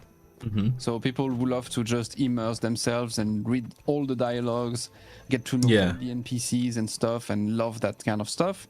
And you have the explorers, people who just would go like on a walk and just explore all the map and do nothing else. And that's it. That's all your kinds of players. I feel like 14 is more leaning toward like the scholars and the killers.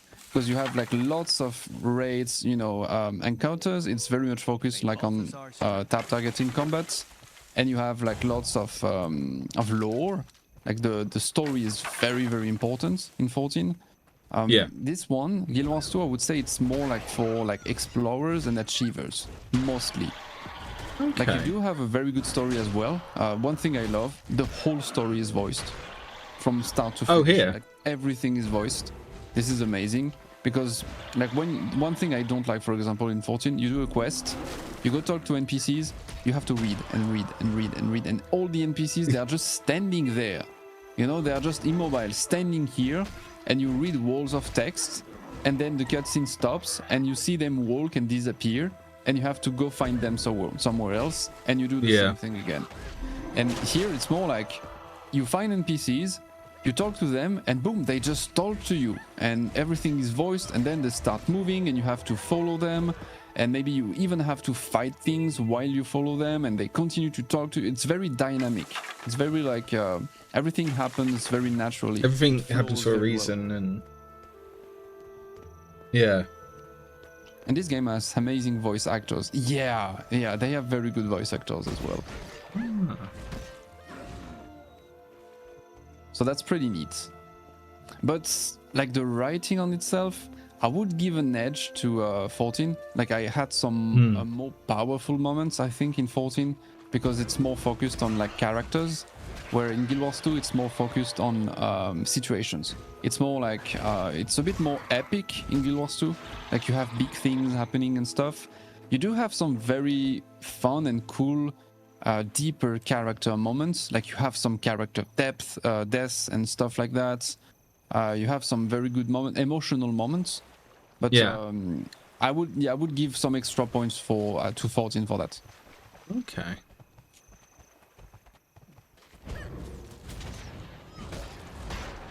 Once I get to level 10, I think that's when it'll start to pick up a little bit. Hey. But I like it so it's chill, if that makes sense. Yeah, it's very casual. I feel it's quite a casual MMO. Like it has some very extreme hardcore niche later on, but for most of it, when you do like the story and when you are exploring and doing stuff, and even like normal, you know, basic dungeons or like the early fractals and stuff like that, it's very casual. It's very chill. Like you don't have to worry too much about it. It's pretty easy to survive. It's very fresh. Okay. Very easy playing. And because you don't have too many spells at the same time, it's easy to not get overloaded. Like you just have your 5 spells on the right, 5 spells on the left. Sometimes you swap your weapon, you get a bit more, but it's like it's not too complicated. Okay. A great man once said, "Not even the Pope would forgive me for what I finna do, for it's the hour of shame and simpage." Oh. Prince, are you good? What are you gonna do? I'm concerned. What's happening? Yeah. Team defense. This game has done some emotional damage to me. Yeah, Maria got some emotional damage already. Already? I mean, she just finished. Yeah, she finished Heart of Thorns, the first expansion. By that point, you do have some emotional damage. I would say the biggest emotional damage that I got in Guild Wars 2 was in Season 4. So Maria, just remember this, Season 4. One day. One day. Pain. Yeah. Look forward to Season 4. That one actually got me pretty emotional in some areas. Really? Shh, close your eyes. Wait, I'm gonna read your message in ASMR, Prince. Shh, close your eyes and relax. You need to know less, for that it is more. There you go. Oh. So what does it mean? What's happening between you two? I don't know. I would love to know. So next week? Yeah, Maria is super gaming. Oh, so really? Probably next week, yeah. Path of Fire as well is quite emotional in some areas as well. I've had to sell my egg. Feel the fury. I found my new best friend. He gets it. Naka gets a lot of things. I may buy a little bag. I may buy a little 4-slot bag. Yeah. Good idea. You can have up to 32 slots in one bag. However, the ones that you can buy at decent prices, it's maximum 20. If you want more than 20 in one bag, you need to craft them or get them through achievements. Oh, Madame just came back home. So be right back in just 1 sec. I'm gonna say hi. No problem. In the meanwhile, hi, Madame. Please entertain the chat in my absence. Oh, I don't know about that. I'm not able to use a rifle. This is bullshit. I want to quit. Oh, my profession. I guess maybe we have to change. If only I knew how to play the game. Okay. I guess maybe because I've got good equipment. But how are you doing, Grimmy? I carry only the highest quality goods. I can't wear that. Can't wear that. Oh, I could wear that. Maybe I should buy equipment. Maybe I'm gonna. I'm not gonna buy equipment just yet. So I feel You'll find everything you need here. like I'm just gonna level up quick enough that I'm gonna not need these little things. I'm back. No, this isn't World of Warcraft, Moiken. This is Guild Wars 2. Oh, Crow. Which just gave me 267 XP. Oh no, just... Oh, Seraph protect Claypools from centaurs. Also, yeah, for the gear, don't worry too much about it. I would say a good thing you can do for your gear is just worry about it if your gear is older than like 10 or 15 levels. Okay. Otherwise, just ignore it. Just don't worry. I thought it's that classic thing of I'm going to level up probably quite quick. Yeah, And it's pretty fast, I would say. I don't remember actually, Maria. How much time did it take you to get to max level? I think it was pretty fast, right? Was it like 3 days? really? She did the big gaming though. Like she was doing the gremlin thing. Oh, she was politely no-lifing it. Yeah. I was seeing her like streaming every morning for like 7 hours, and then she would stay online after the stream. Oh. Yeah. You're a little bit of an addict. I can understand why though. Keep getting these like items where it's like, hey, here you go, unlock this thing, and you get these level 5 armor pieces. I'm like, I don't want the level 5, I want level 10 now. Stop feeding me new equipment. I'll just destroy it because I can't break it down and I can't. It's cool that I could outrun a centaur. One thing we can do though, to make it easier for you, there is there is just a merchant over there. Like if you are completely overloaded at some point and you just want to get rid of your shit, you can just teleport back here and actually wait. Let me show you. If you hold shift and you click on something, you can link it to your party. So you can do something like that, for example. I'm trying to kill this big boss, so it looked cool. There you go. See in the chat the thing I tagged? Yeah. If you click on this, it's gonna instantly show you on the map where it is, and then you can teleport there, for example. And you can do this with a bunch of things. You can do this with like POIs, for example. So you can, like, if you need to show like a location to a friend, yeah, and say like, hey, it's over there, you can just actually ping it in the chat. You can also directly do a wiki thing. So if you ping something in chat and then you put like /wiki before, it's gonna instantly open the wiki page dedicated to that thing. So it's a very cool way that they have done it.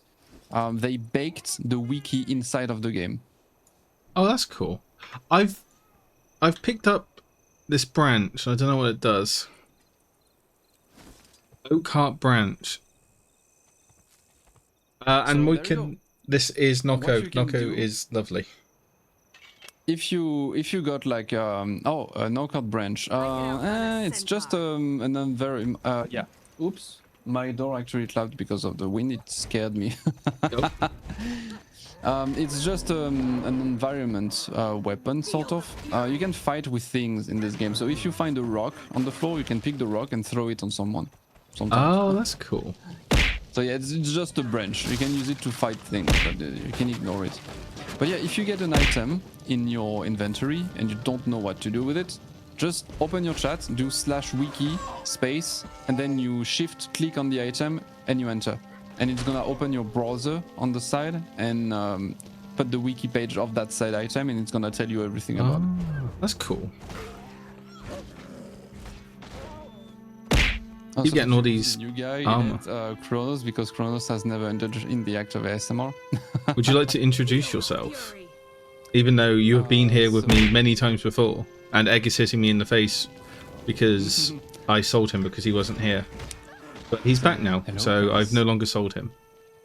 How are you doing? So Prince, very nice to meet you. My name is Nicolas. I'm French. Don't worry about it. Don't be scared. Do not be afraid, my friend. Do not be afraid, he is Just French. Here to provide some nice vibes and content. Why did you sell me? What? Because you were worth like 4 copper egg, and I need the money. And also, you weren't here, so you weren't meant to know. The money. I'm very poor. Oui, I see. I'm just a potato. I'm originally from 14 as well. This is how I met Ben, through streaming. Actually, that's quite fun because I actually saw you. It wasn't through 14, I don't think. Yeah, it was through Twitch actually, because It was through like, I saw your pigeon thing multiple times in Twitch. Like I do scroll Twitch a lot, and I was scrolling a couple times. Sometimes I would see your pigeon, and I would be like, oh, there is a pigeon over there. And because I would see you very often, at some point I was like, wait, okay, who is that pigeon? Why is there a pigeon here? And I went here, I went to your chat. I was like, oh, it's quite a fun stream actually. The vibe is pretty cool. And one day, I think I raided you sometime, or I just started. You raided me on Vintage Story after, so it was on a Monday. I was streaming with Prim. You had just finished your housing tour, and then you had come in and raided me when I was doing Vintage Story with her. Oh yeah, there we go. And then I was like, oh my god, you play Final Fantasy? Then it turns out you're actually the hit builder Nakadatsu. famous Final Fantasy guy. If you play 14 and if you like housing, that's kind of my thing. I'm the housing potato. There you go. I build houses over there. He's rich in game. I'm being slow at the moment. I'm being slow. I need to build more. We spoke about that because it's sort of just a little bit at the moment. Yeah. I do have some fun things planned though. Like my next client has a very fun idea.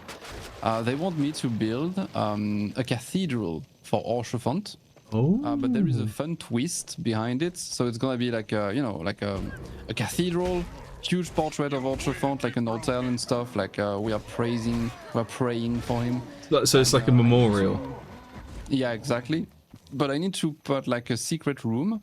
I need to find a way to, put like a secret passage or something. I was thinking maybe we could jump inside of the portrait at the center. Oh, that's cool. Like, because you can walk through the portraits, right? So I would I would probably not put a wall behind it, but it will be like a hidden passage. And behind of it, it's gonna be like a very gloomy, dark, nasty, disgusting steampunk laboratory where they are trying to recreate Orchefont.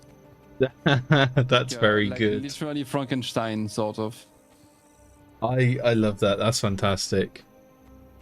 That's very, very good. At some point, do you need to commission you to help make the birdhouse a thing? Yeah, we still need to do this. The bird nests. Yes. Nests. After my amazing showing of why is that lady in a beautiful little dress firing a musket? I just looked over, she's like, bang! It's like, oh, damn. Oh yeah, Egg, you are no longer even in my inventory. I am sorry. I sold Egg and I've upset him. But you don't understand, I'm poor. I only have 6 silver and 97 copper. Do you know how poor that is? Probably a lot. You have something to report? Oh, I can learn how to do rifles. Guess I'll be someone else's egg now. No! My egg. How dare you? No, do not steal my egg. That is my egg. I like them. I lick them. They're mine.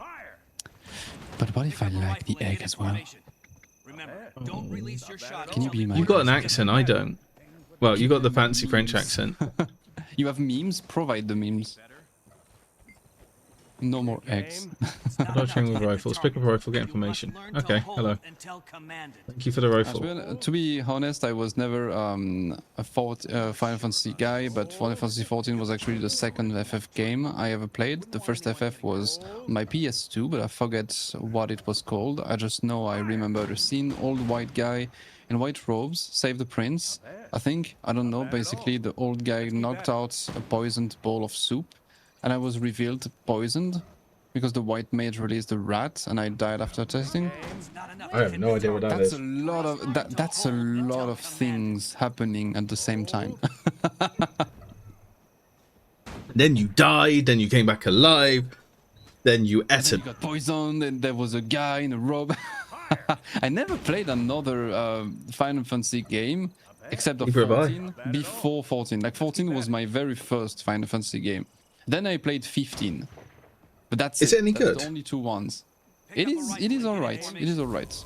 I think it's not bad, it's not great. The story is fun. The gameplay is very fun though. The gameplay, I give it to you, it's super nice. I feel like it's just quite not there. Like the open world is kind of boring. Like there is nothing going on.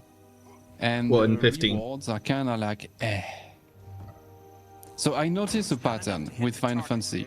Always they have super good lore, super nice characters, good gameplay, but open world and rewards, God, they're struggling with that. I don't know. There's something at Square Enix.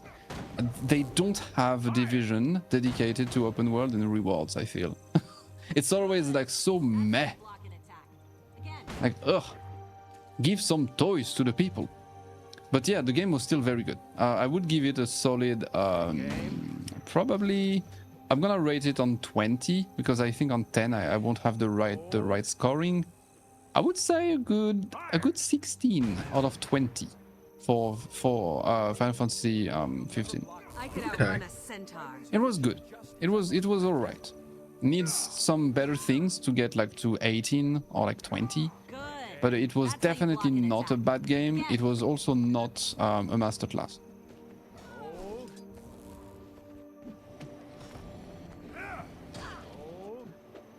Also, where are you? Oh, you're there. This is nice.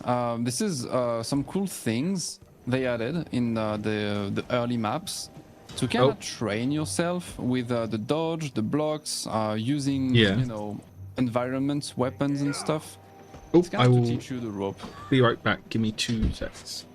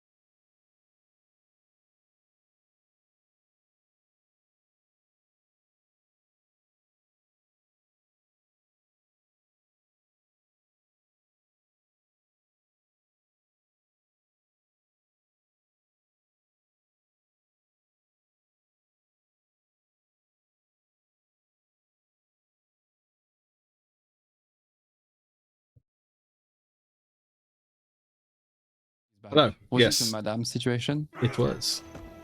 Hey, say hello to madame. I will indeed. Oh, I got punched in the head with the shield.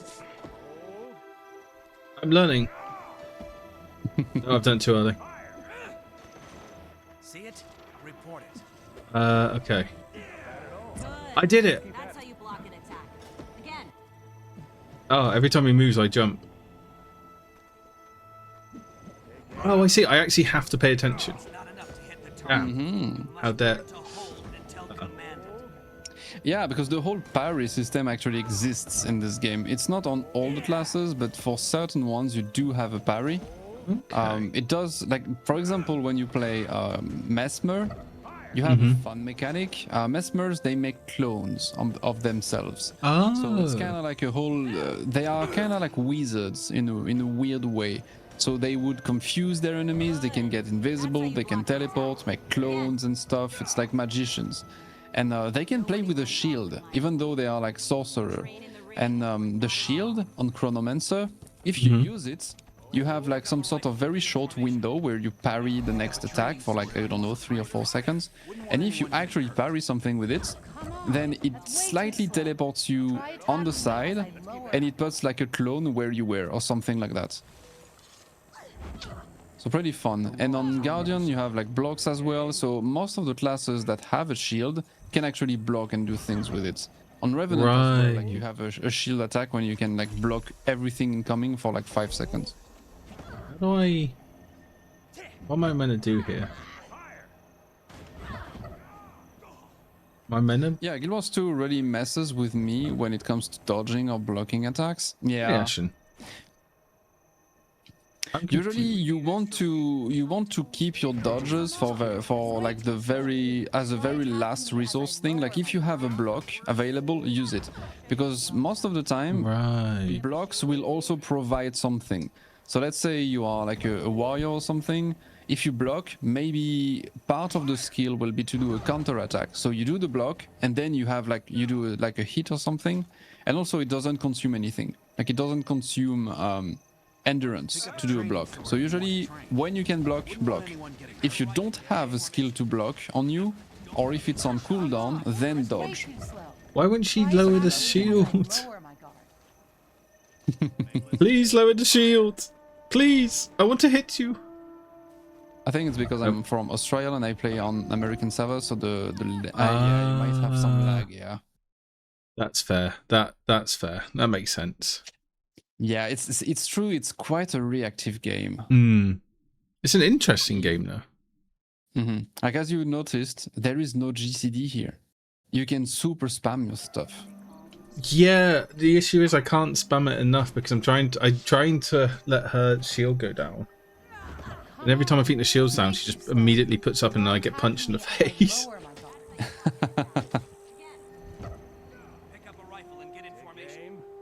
But yeah, it's kind of weird. Like the rotations here for the classes, they are so fast compared to 14. Like 14, you can play with like one finger. You can just be like, boop, boop, boop. Sometimes it gets a little bit spicy. You have like one thing between two GCD. Like you do like what? And then you do and In Guild Wars 2, it's like you just go like you just go burr on your keyboard. You just go brr. Everything at once. I did it. I leveled up. I'm now level 10. Hell to the yeah. So I now have a mount. Happens. The next 10 hours of gameplay. The game is throwing a dinosaur on you. I forgot about that. Free. So initially we didn't have mounts in this game. It didn't exist until Path of Fire, the second extension. So it came out in what year was it? 2017, 2016, something like that. So it came out a couple of years after Guild Wars 2 launched. So this is why also, if you look at the map, you will see there are waypoints everywhere. Yeah. Like just on this map, you have 16 waypoints to teleport. When you get to the extension, everything that happens after they added the mounts, on the maps you would have like 2 or maybe 3 waypoints. And it's more about like moving around with your mounts. But before, everybody had to move on foot, basically. So they placed a bunch of waypoints everywhere. But because they are very proud of their mounts, and they should, because this is cool. See how cool it feels? Like you have some feels a lot when you... Yeah. And you can do you have the jump and stuff. Like all the mounts are, they have very specific move sets. So this is the Raptor. This is kind of like the base mount. This is your Chocobo, in other words. I love him. Base, so yeah, it goes like this. When you move, it moves kind of... when you turn, it turns like kind of slow. Yeah. So you have the momentum. You can do like the jumpies like this. And you can attack with it as well. So if you have like a group of enemies, you can do this. And it basically pulls them in. And then it regroups them in a way. So yeah, that's your Chocobo. I love him. You also have... Wait, you disappeared. Where are you? I teleported, sorry. I was running to the big green square thing. I see you. Up. I'm stalking you. I'm gonna follow you. Run away. Ashen, my favorite class is Ranger because this is all I have played. Why Warrior was my first max class. Warrior is fine. It's very good. It can do a lot of things, especially since Vision of Eternity, because now we have Paragon, and it's actually one of the best healer, surprisingly enough. So when you play Warrior, you can just shout and it heals people. And it's actually a very good build. Kinda still getting used to Rogue, Revenant and Engineers, all bunch of good classes. Rogue, I would say, is maybe on the weaker side for PvE. Even though like we have some very good builds, it kinda lacks a couple things. But it's like definitely one of the best classes for PvP. I say that like I'm not saying that it is bad for PvE though. It is still very good. Like the top DPS in the whole game is Thief, like on the benchmarks. But it's just like it doesn't have much boons and stuff like that, for example. Engineer is excellent. People tend to sleep on Engineer because I think it's not very fantasy-like, you know, like you're playing with like technology and stuff. I think people it sounds like pretty magic. cool. Yeah, it's very cool, but I think most people like magic, you know, magical things, spells and stuff like that. But it's just like most people.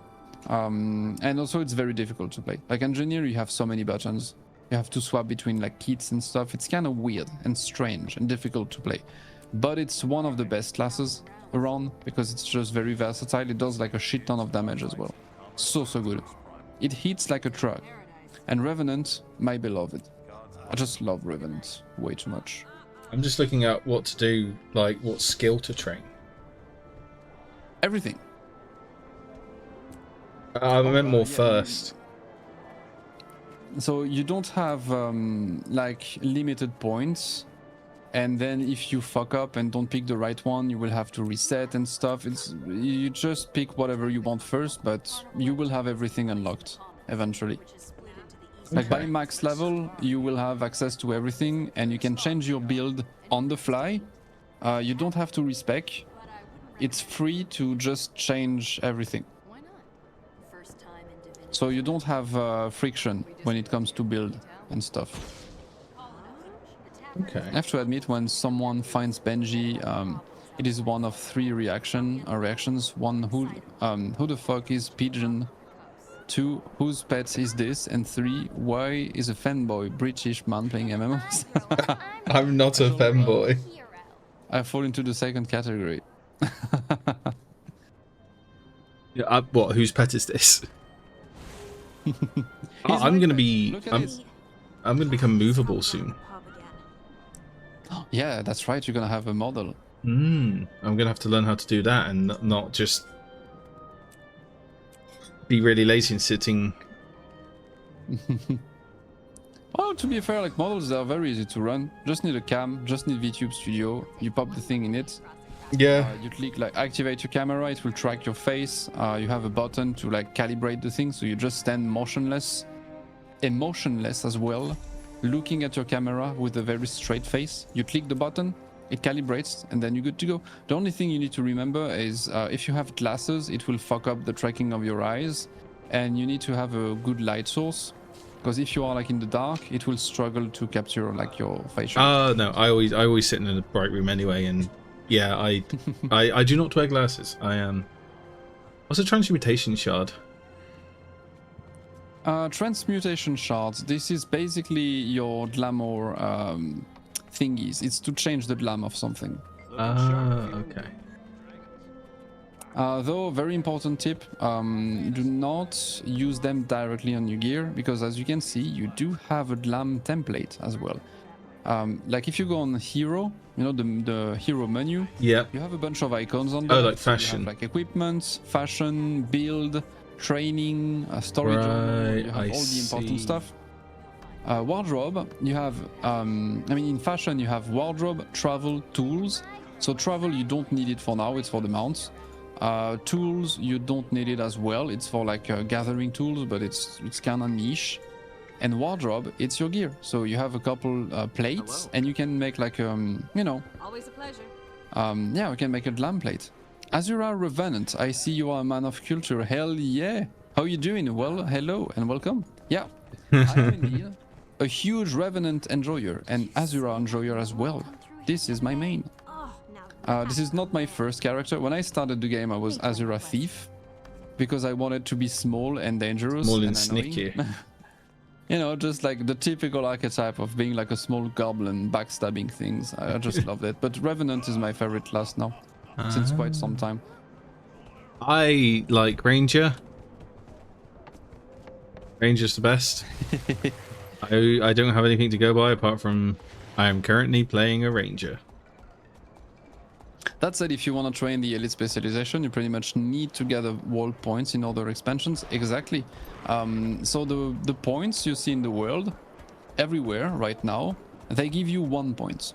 And leveling up your core traits, it's pretty cheap on points. So you just run around, you collect a couple hero points, as they are being called. You will find them everywhere. Usually it's just either like some sort of points, like some sort of energy thing. You go on it and you press F and that's it. Sometimes it's killing a thing, sometimes you will have to eat something. There you go. It gives you points, you use the points to level up your thing, you're good to go. But for the elite specializations, they cost way more points. And the hero points you find in the expansion maps and everything after the core game, basically, they give way more points. So if you want to level... Oh, what is this? Into the men's level 10. It's an instance. Okay, nice. Yeah. Hell yeah. I'm gonna be sitting in the background, just watching you doing a story. You're saying I have equipment that has stats, does not have stats selected. Oh, you mean like gear where you can actually choose your stats? Oh, I can, yeah. Yeah, it happens sometimes. But yeah, Gratz, I'm basically converting my friend here to the game today. Yeah. This is my mission. He's brand new. I'm shiny. So I'm doing the people thing where I'm just following him around and giving tips. Staring at me until I do something good or bad. With information.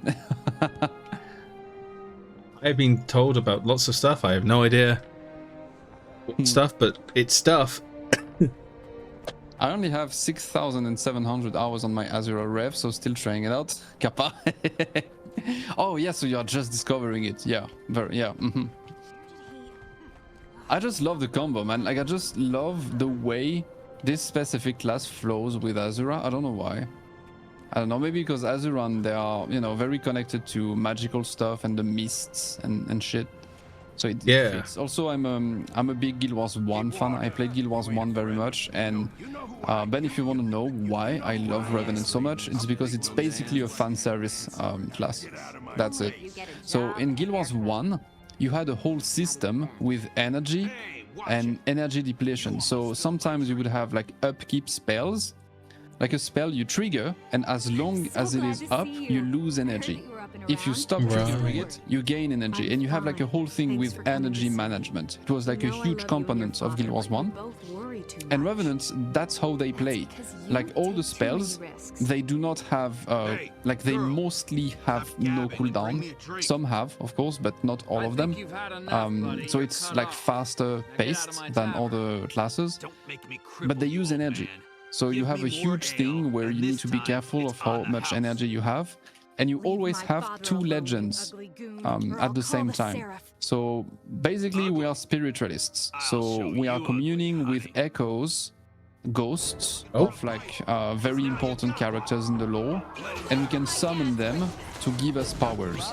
So at the moment, for like on me, I have Glint and Shiro Tagachi, who are like two very important characters in the lore and stuff. So if you are a nerd, you know, a scholar, and you love the story and characters and shit like that, it's actually very hype, because Shiro Tagachi was the last big boss of Guild Wars 1 faction. So you are literally channeling the big boss of the previous game as a toy, so you can play with his skills and use him like for your build, basically. And that's pretty hype. Also, he talks to you sometimes and would actually shit talk you, because it's like kind of a ghost. So you have voices in your head as a Revenant. Like your legends would basically start talking to you sometimes and be like, "Oh, so by the way, how are you doing?" Let's defeat Ted. The greatest assassin in the lore. Yeah, exactly. Shiro was basically the freaking goats when it comes to assassination and stuff. Like he was the personal guard of an emperor a very long time ago, and he was killed by two very important characters that you can also have as legends. Actually, Gratz, you're a big Revenant enjoyer. I have something you might agree with. Don't you think it would have been like super nice if you had some very niche interactions as a Revenant if you had both Shiro and the Alliance stance equipped at the same time? Because the Alliance stance, you have, you know, Archemorus and you have Saint Victor. You do? I missed them. Wait, is it when you do the story? Because I was talking about the ones you have when your character talks to you. So let's say I'm like this for now. Wait, I'm gonna change my build. Let's say I do this, right? So I have Shiro on the left. I got like the Legendary Alliance stance on the right. Yes. I just beat up some random guys. Alchemorus asked if that was Shiro he heard. I never noticed. How did I not notice that? Jesus. I didn't even notice. Bandits, thieves, and brawlers. I was expecting them to go like, ugh, I can hear him in the background. He's just right there, right? And then like Victor to say like, yeah, or something. Or like Shiro like to say, why do you have these two guys with you? I forgot how fun it was to sing in British accents. The British accent. Hello, Silky, my dear. How are you? Ben, can you say something for me? What would you like me to say? Can you? Would you like me to say bottle of water? Yes. Would you like me to say fish and chips, beans on toast? Oh, this is so fancy. It sounds like music to my ears. Would you like me to say I'm going to Bath to have a bath? Oh. It's like it's not. It doesn't. Yeah. It's not the same. Like I do not. Oh, loot. Sorry, it doesn't affect on me. Oh. I sure gets mad remembering they exist. Actually, when you talk to Shiro, I don't think he's that bad of a guy really, because when you think about it, Shiro was manipulated by Abaddon back then. That's why you went spoiler? Crazy. No, it's not a spoiler. Don't worry about it. No, it's I'm like, sorry. I was making a very bad Warhammer joke. But nah, it's like Shiro was basically an assassin. He was the bodyguard of like the emperor back then. But he ended up like betraying him and killing him. But he did it because he was basically manipulated by like some fallen god and stuff. So there is like a weird thing happening. But he himself, when he wasn't manipulated, he was not a bad guy, you know. He was just a very badass soldier basically. And now that we are talking to his echo from the mists, he's not manipulated anymore. It's actually him, you know. And I feel like he's pretty chill. Like we do have some casual conversations sometimes. Hey Bofa, how you doing? With Shiro, like he's kind of like menacing, but I think he's a good guy. Yeah, I think he's great. I have no idea who this guy is, but yeah, he's great. Lovely guy. 10 out of 10 would leave my children with him. Fantastic. Without a balance, he was also the greatest bodyguard Kanta ever had. Yeah, hell yeah. He was the goat, you know. He was a goat? Yeah, he was a goat, actually, literally. Physically. Mm-hmm. Hey, Bofa. Malix also tells you good luck and Loth when you enter Naos. Oh. Really? Wait, I need to double check that. See, I do not have 6,700 hours on my Rev. I actually started to main Revenant a little bit earlier last year. So I do have... I'm quite a people Revenant when I'm thinking about it. I only have 800 hours on this specific character. Most of my hours, they went into Thief for years. And after that, a little bit of Necromancer. I did play a lot of Necromancer as well. You were a vampire? But I was a vampire, yes. You were a Necromancer? Oh. Mm-hmm. So I feel like, yeah, I missed a bunch of interactions. I want to double check that right now. I'm gonna equip Malix. Malix is a meanie, by the way. He's very, very mean. This guy, you do not like him. He's also a big boss in a very hard mission in Guild Wars 1. And he's basically like one of the lieutenants of a fallen god called Abaddon. So when you fight Abaddon, you are level 20 and Abaddon is level 31. Fun fact, when you do Malix, he's basically just a minion of Abaddon, and you do the challenge mode, he's level 32, which makes him like higher level than the god he serves.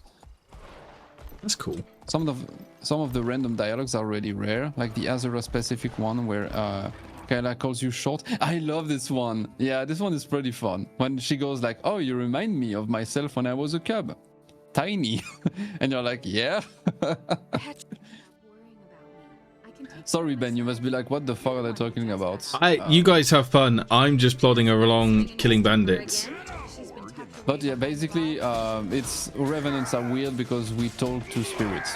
There we go, and they talk back to us. So you have many weird interactions where sometimes it's like you have like a chat bubble appearing out of nowhere with a voice, and it's voiced and stuff, and you have like a spirit talking to you and asking you things or telling you things, and you are chatting with the spirit. And some are very nice, very kind, and well behaved. Some others are absolute dick. Like Malix is an absolute dick because he's just a mini. It's a demon. So every time he speaks to you, he's like, "I'm gonna take over your body. Try to stop me, you motherfucker." And you're like, "No, I have control." But when Glint is speaking to you, she is very relaxed, very chill. She's like, "Yeah, I'm just there. I'm helping you." Also, Noko, I think they like our accent. Well, our accents. British and French accents are great. Yeah, we are providing you 2 best accents. For free. Simultaneously. For free. Yeah. Hell yeah. Actually, we're gonna stop talking. You have to sub now. Otherwise, you're gonna shut. You should come to my Only Pidge and his Only Beget accent. What would yours be? Like, I always jokingly say Only Pidge.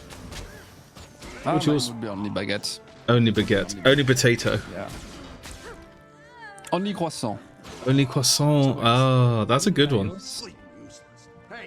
Oh, I mean Outer Naos. I'm gonna go in the other map maybe. I want to see that interaction with Malix saying like "good luck" to me, because he's from, I don't know actually Malik's origin.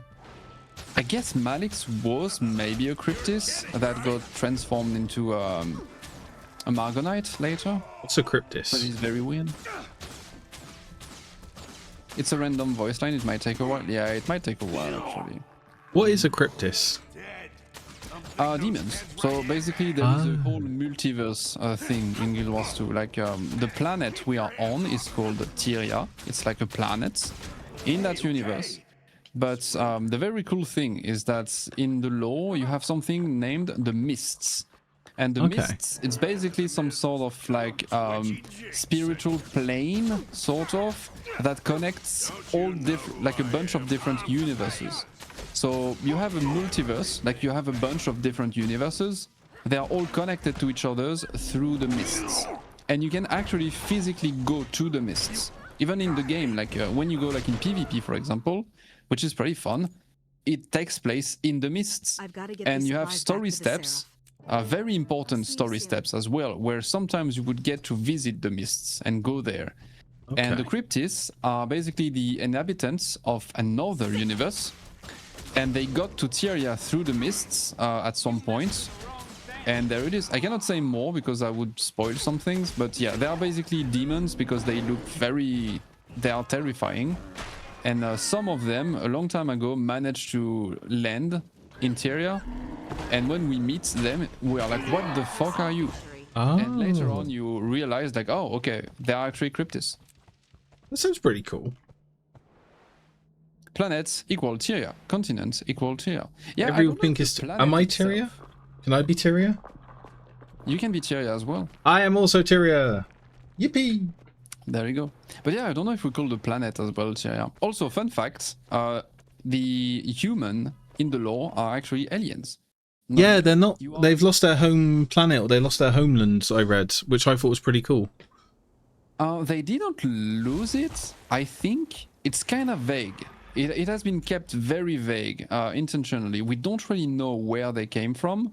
We just know that the human gods, like the Pantheon, they moved to Tyria through the mist. So they arrived from the mist, from somewhere, we don't know where. And they basically brought the humans with them, settled down in Ore, like thousands of years ago. And at some point, the gods left, and they were like, okay, it's your planet now, go have fun. There you go. And now you have humans here. So the Azura, they are from here, the Chars are from here, Codans as well. The Sylvaris are very recent. They only exist since like maybe 20 years or so. They're the green people, right? Maybe a bit more. Mm-hmm. I nearly was one of them. And then it's like, it's a little bit too green. I've got a question on my weapon. I've got the bow, and it now does poison damage rather than like rapid fire. I'm confused. It does poison damage. Yeah, like I got a poison ability now rather than like a jump back and stuff. Is that just because of the weapon, or how does that work? Yeah, no, it's the weapon. That's a short bow. Oh, You have a short bow actually. Yeah, yeah. Right, Yeah, I okay. see which one. Yeah, yeah. That's cool. I like that. But yeah, you have the short bow and the long bow. So it's very much tied to the weapon, and actually part of build crafting is to figure out which weapon fits the most with the kind of build you want to make. So if you want to do like a power build and just do pure raw damage, you should look at the numbers on your weapon and look if it does like conditions and stuff. So if you have a weapon and you see like a bunch of applies bleed, applies poison, applies Like my toughness, short bow, yeah. yeah, it's gonna be like mostly a condition weapon, and you want to use that in a condition build where you have like, let's say, condition damage, expertise, which is like condition duration, stuff like that. So you want to do like a condi build. But if your weapon is just raw damage, so for example, for the ones who are on my POV, I have like a short bow right now. You can see bleeding, torment, Poison, burning, slow, burning. So this is a condition weapon. But if I play with this build, I have a hammer. And see, there is no condition. There is just chill here, but we don't really care. It's fine. Other than that, it's just pure damage. So this like is my great sword. like yeah, your great sword is gonna be like a power weapon. Also, CSI, hello, how you doing? Hello. Be right back. My cat is meowing. I'm gonna open the door and I'm gonna grab a bottle of water. A bottle of water. Oh no! I shall go get a croissant from the boulangerie in response.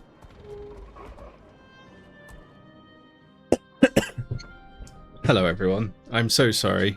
The talented potato has left. You're now stuck with me. I don't know what I'm doing. But this game seems fun.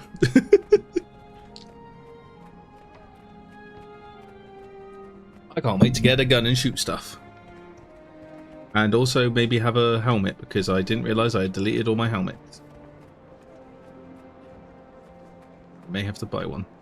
How do I get inside? Ah. They're upstairs. Take a left. First door on the right. Upstairs, take a left. First door on the right. Hey, boom. Did it. I can quest. Easy, Andrew. Here, drink I wonder if this. there's a way to like... Can you hide... for those in chat and have played this, can you hide your helmet? I like my haircut and I would like to hide my helmet. Speak with the captain again. Oh, he's outside. Hello. I'm back. There. Welcome back. Oh, I'm afraid. my Oh, cat you is can moving press a lot. H. I don't have to worry just yet about my helmet because No, Malix is not here anymore. Yeah, oops. Oopsies, I did the swap indeed. And Malix was gone. I want to hear him. I don't have that. Oh, I can get a better greatsword.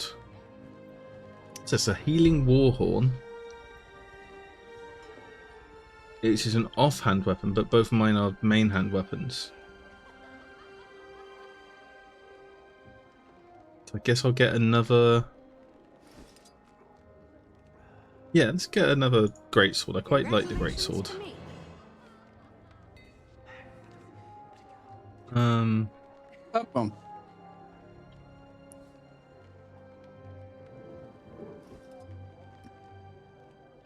Also, Okay. Grats, since you are a big gamer, lots of hours and stuff. Gamer boy. I'm Oh, sharing girl. this with everyone at the moment because it's kinda new. I think it's new actually, but I'm sharing this because it's like so good.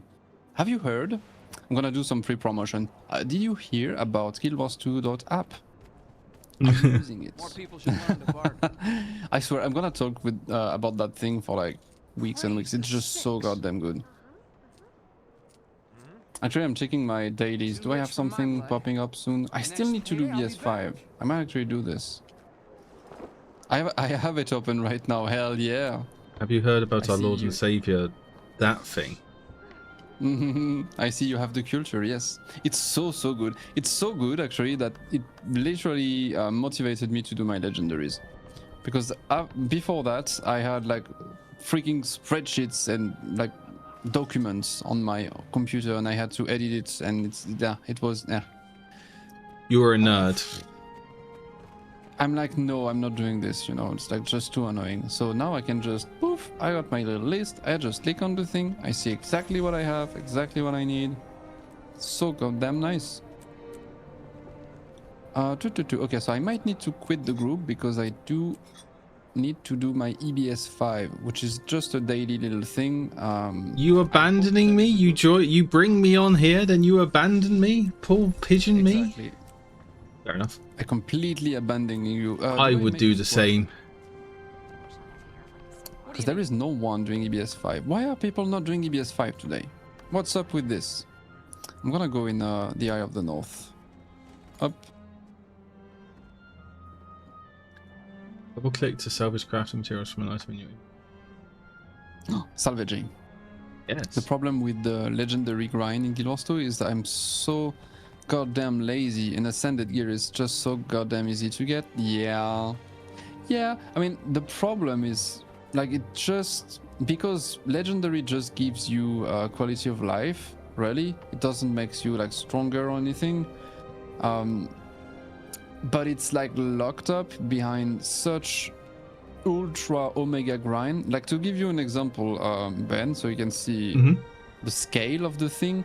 To get an Ascended piece of gear, you probably have to spend I'm trying to think about the price of the materials. I think should be 15 gold, 20 gold max, I think. I don't know, maybe less. It's pretty cheap, okay? It's pretty cheap. You can get it in like 5 minutes. If you have your crafters leveled up, you just go at a crafting station, you do the thing, boom, boom, boom, 5 minutes, it's done, thank you, goodbye. Or you can just buy the materials and then craft the thing. Super easy. You can also drop it. So if you go in fractals, if you're lucky, you're gonna just open a chest and oh, there it is. Boom, an Ascended piece of gear for free, instantaneously. So it's pretty okay, you know, to level up your Ascended stuff and get your full set, everything, like all the slots. It's very okay. Within 1-2 weeks, full Ascended items. Yeah, 1-2 weeks is pretty reasonable. If you play consistently, 1-2 weeks, boom, you're full Ascended. A legendary. What do you think would be the price of like the price of things you need to invest in to get, let's say, like a legendary amulet or trinket, something like that? Probably a week's worth of grinding. Nah. No? I would have thought... Nah, take it to 6 months. The full legendary, like it's like, for example, the one I'm crafting right now, if I take into account all the materials that I need for it and everything, the mystic coins, all the shit, we're looking at approximately 1,300 gold worth of like materials and stuff. But it's not just that, it's also very much tied to achievements. So you need to go in a bunch of maps to achievements, complete like you need to complete things to collect things. Then it's a huge mess. That's to just insane. get one legend. It's very insane. So most of the time when someone does a legendary, it takes like a month to do. like the ascendant, like the legendary armor, like took like a very long time. Like you needed something around like 150 legendary insights, things that you get from clearing bosses in raids. When you kill one boss in raid, you get one. You need you need like 150, and it's just that you have like so many things on the side that you need as well.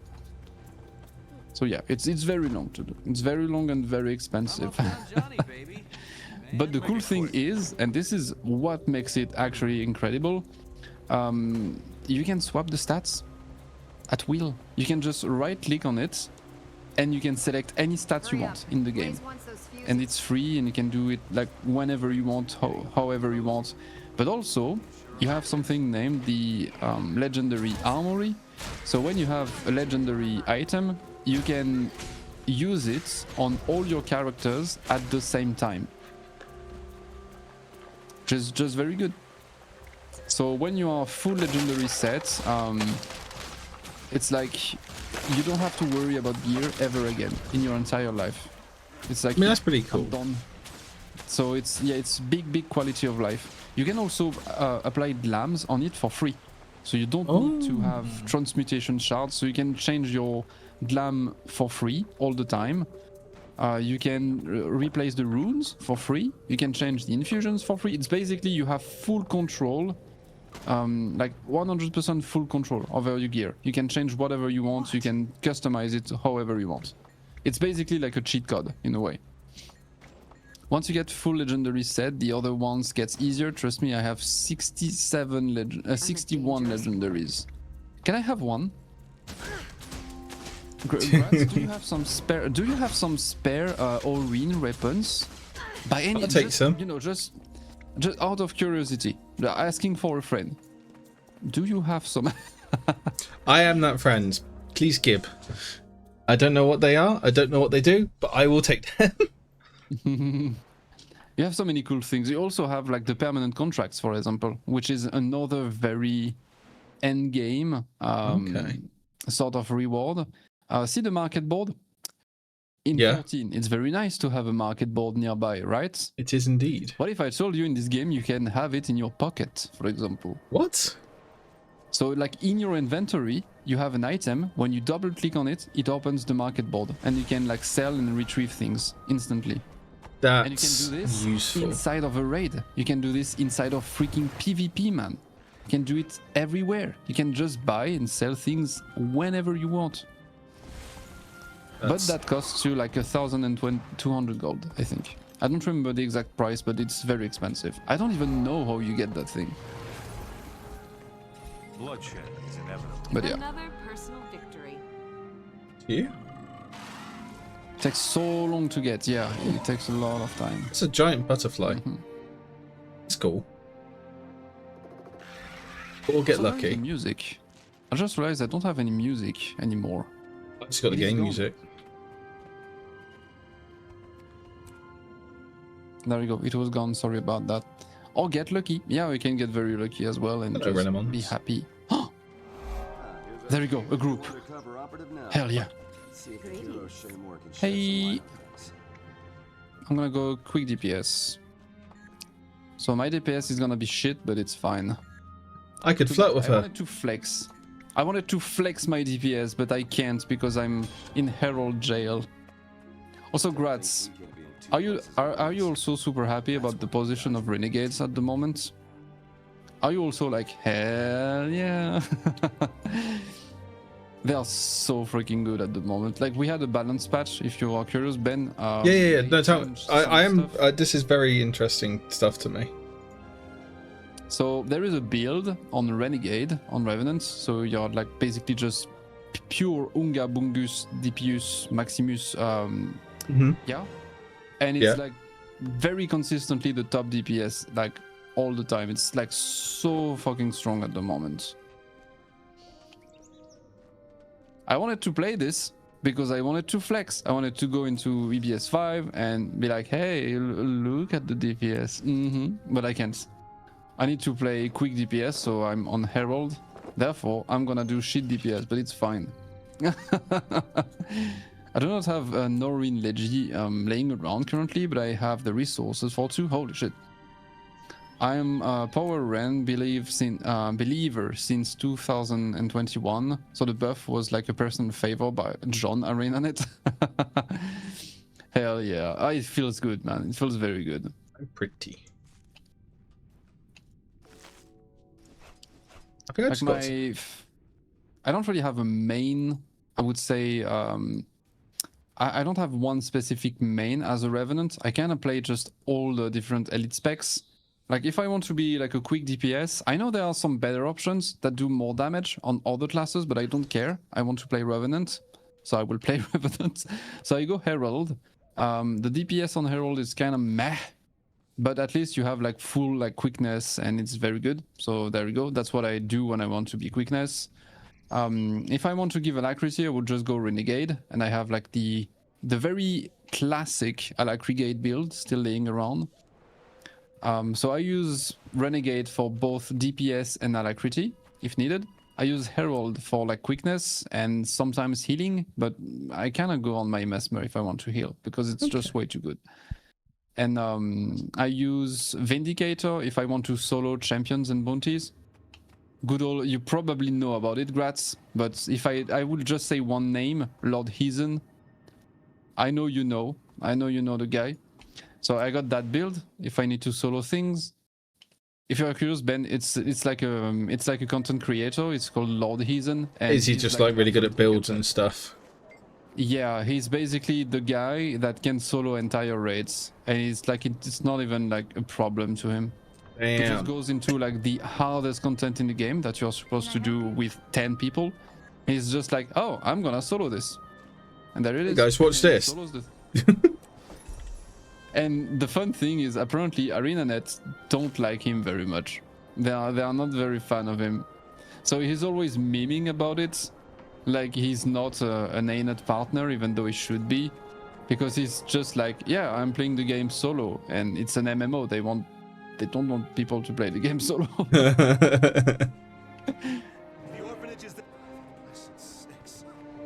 It's very fun. He's very good at the game. Also, if you didn't know, he's a dentist. So Gratz, yeah, he's a dentist. I just find it pretty fun. If he's not breaking teeth of bosses inside of the game, he's breaking them in life. In real life. I mean, that's really cool.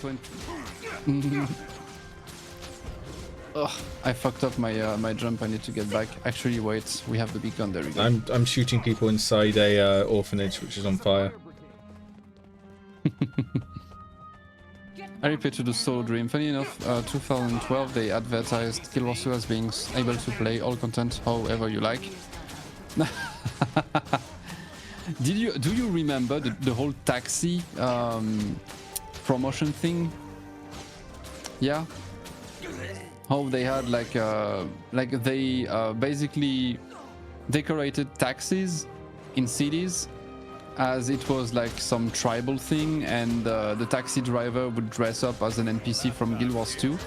And when people came in, they were like video recorded, and the taxi driver was like, oh, so where do I take you? Do you want to go to Radasum? Do you want to go to Lion's Arch? And people were like, what? Yeah, it was very cringe. But it seems kind of fun though. Yeah, it was super fun. It was super cringe, but it was also super fun. I did it. I killed all the bad guys trying to kill the kids.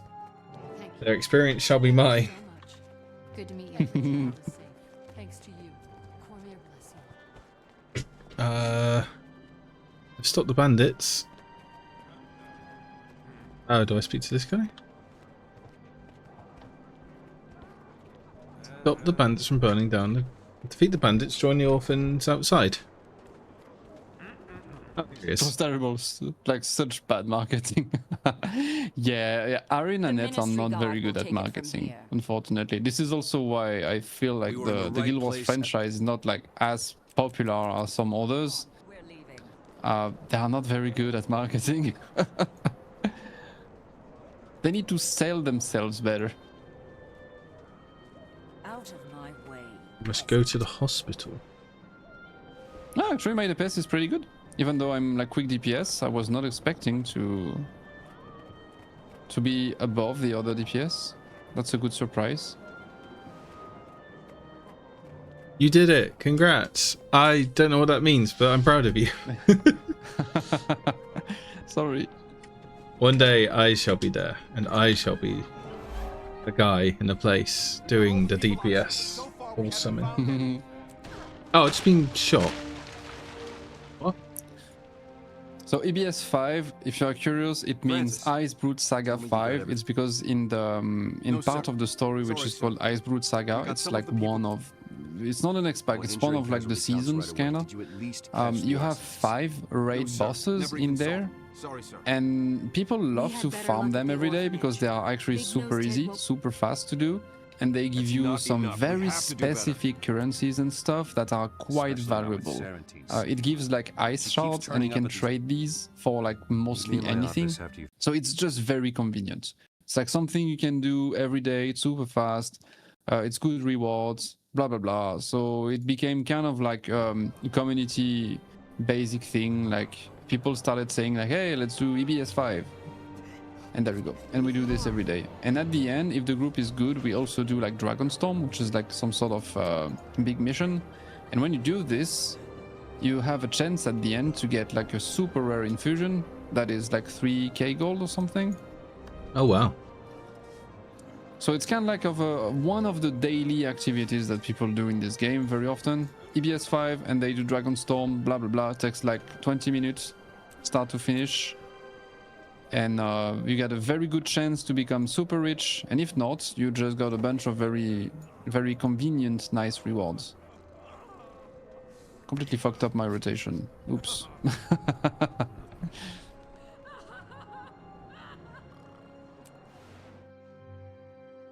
I don't even have a rotation yet, so do not worry. I have 5 buttons and a dream. That's a very good way to say it. 5 button and a dream. One day you will fly high. One day, and just not today. It's okay. Today you learn how to dodge. Today, wow. I keep forgetting that I can dodge, so I get punched in the head. I'm like, ah, damn. Also, sorry, I didn't read your message. If I had a nickel for every Guild Wars 2 content creator that is a doctor, I would have 2 nickels, which isn't much, but it's strange that it happened twice. Is the other one Guild MM? I'm kind of wondering what is Guild MM's job. I don't know, I'm curious. I'm pretty sure it's not Teapot. Teapot is definitely not a doctor. I know Laranity is a game dev, so it's probably not her. No, Guild MM is an oil baron. He's definitely an oil baron. Guild MM is a guy who basically he's the richest player in the game. He's the guy who has like the most amount of gold on the same account. He has like I think 1 million gold, which is like pretty nuts in this game. That's an insane amount of money in game. See my wealth in Guild Wars in 14? Yeah. That's nothing compared to what he has. Really? It's like, wow. It's like a joke compared to what he has. Oh, I'm now him. Cello is a doctor. Ah, Cello is a doctor. Okay. All right. That's pretty fun. Let's move. Up. Okay, so on this specific boss, my DPS is actually shit now. Oh. Because I'm not paying attention enough. I'll just yap. Old, so, ugh. Yeah, I will just yap and use the power of my voice. The power of vibes. Maybe if I throw some French insults, my DPS will be better. What do you think? Guild MM is one of the Saudi Arabian gaming ambassadors. He is. He has some very good guides actually, like when you want to make gold and stuff. It's pretty good. Like what dailies to focus on, what metas to farm. I mean that's fighting the guards, and I don't know why I shouldn't have skipped the cutscene. Or skipping cutscene. Why am I fighting the guards? I assume because the bad guys are the guards.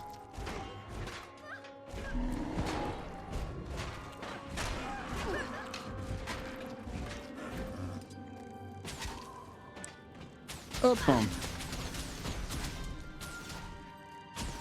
There it is. Oh, actually my DPS was not too bad. Still low. Who? Teapot or someone else? Richest individual has an estimated 3 million gold account value, which is wild. Oh no, it's definitely Guild-MM. There is no way Teapot has more gold than Guild-MM. Even though Teapot has a lot of gold, but actually not that much. He mostly has like a bunch of items laying around. You've won a major victory for your queen, Captain. But yeah, Teapot is still kind of rich, yeah. He's pretty rich, I would say. Anissa's right. Congratulations are in order. Also, Teapot, as you probably have guessed, Ben, is a fellow British. Enjoy your victory. Hello. His name is Mighty Teapot, and this is pretty fun because there is actually a reference to him in game. In a specific raid, you can find a teapot on the floor, and when you interact with it, it gives you might. Might. There you go for Mighty Teapot. I love when devs do things like that. There are a lot of very fun hints, like to the community in this game. Good. Like for example, there is a guild, like a guild named Snowcrow. They do the benchmarks for the builds, and they do the best, like you know, raid builds, and they are basically the ones who kind of find out the meta. They're like the testers. Yeah, most people around use builds from Snowcrow, so they have a whole website with like what runes to pick, what stats, blah blah blah blah blah, and they are like super good players. So now if you go into the raids, I nearly died on Bone Skinner. There you go. If you go in the raids, you can find Snowcrows around, like just little NPCs. You got little crows. And they are literally called Snowcrows, and it's like a reference to them actually. And they are in the raids, and they watch you fight the bosses and stuff. I just find this kind of things so fucking good when like devs do shit like that. I just love it. It makes them feel very connected to their community, you know. Oh, there is also an NPC, Derwa, as an NPC in another content creator. If you go like in the fractals, you have a guy named Derwa. This is him. Let's be careful. I've earned my first mastery point. Mastery abilities. Huge. Characters.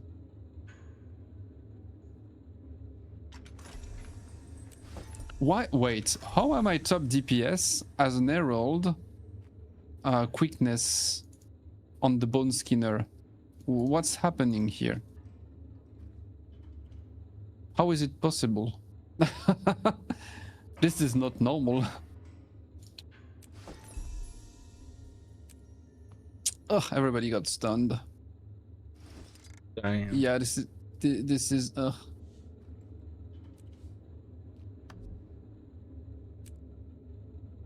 Up. Gotta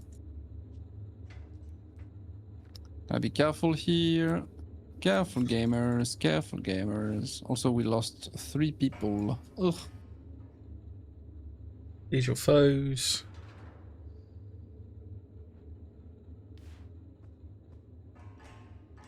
The meme Skinner. It's kind of a fun boss because it looks very difficult, but it is not. It's just very punishing.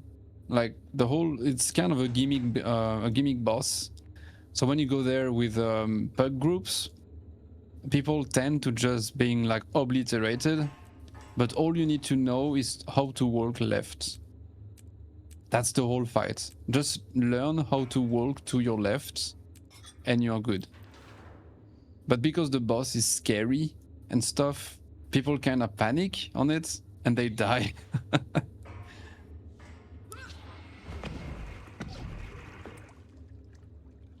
This one's some water spiritual location here. It's up in your pets. You could also donate to get your cat added to the game. Oh shit, that's so nice. Imagine having your cat in the game. I got 2. I need both them. Can't have one without the other. Well, you can do this. I mean, only during the specific event. But yeah, Okay, that'd be very cool. Actually, maybe they don't do it anymore. Actually, talking about cat, no, don't do this. My cat is attacking me. Please, I'm streaming, June. So go there. Child, I'm streaming. He's attacking me. Papa. Oh.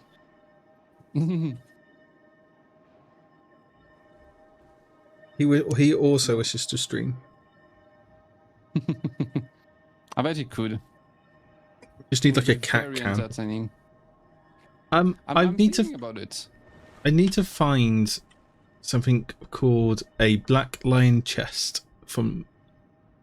I bought, I think, 2 by accident, so I need to figure out how to get them.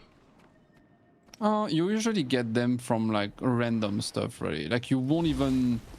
At some point, you will swim in these, even though you won't open them all the time. I bought 2. It's super cheap as well. It's super easy to drop. You find them everywhere.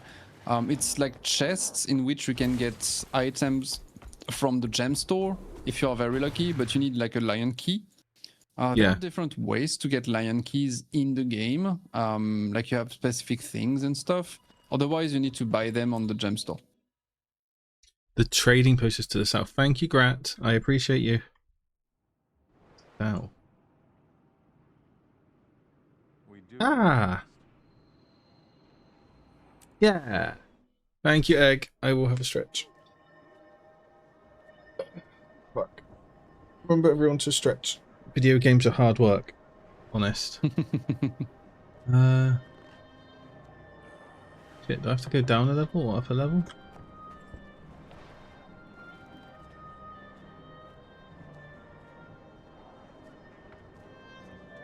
Up. I need the black trading post. Shit, it was here and it's gone.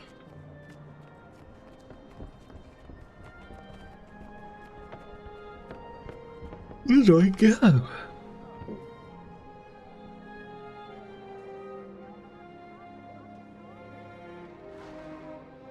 Black Lion, I need to go up. Do it up. Do, do, do, do. Nearly died. Oh, you died? Yeah, I nearly died. Ugh. Don't sit like a car, sit like a Coden. Kind of a mess, and I have a cat attacking my cable. No, do not do this. Please. Just attack, you know, petite cat, tiny little cat. Attack your father's feet. He's on like attack mode. Oh, he's like a teenager like mode now, isn't he? Don't sit like a char, sit like a Coden. I don't know what Coden is. Also, Gratz, are you excited about Guild Wars 3? And what do you think you will play over there? What will be your main? Your main species, as they say, and not a race. Oh, shit. Okay, I'm gonna stay there. My group is pretty bad. It's kinda effy. If I bought something from here... Ah! I have 2 of these crates. Someone even left, and everybody is nearly dead. All mine. Oof, okay, I need to... Don't go in my chains. Yeah, go. I need to just stay there. Losing some DPS, but at least I don't die this way. Sold instantly. Yippee! I have traded.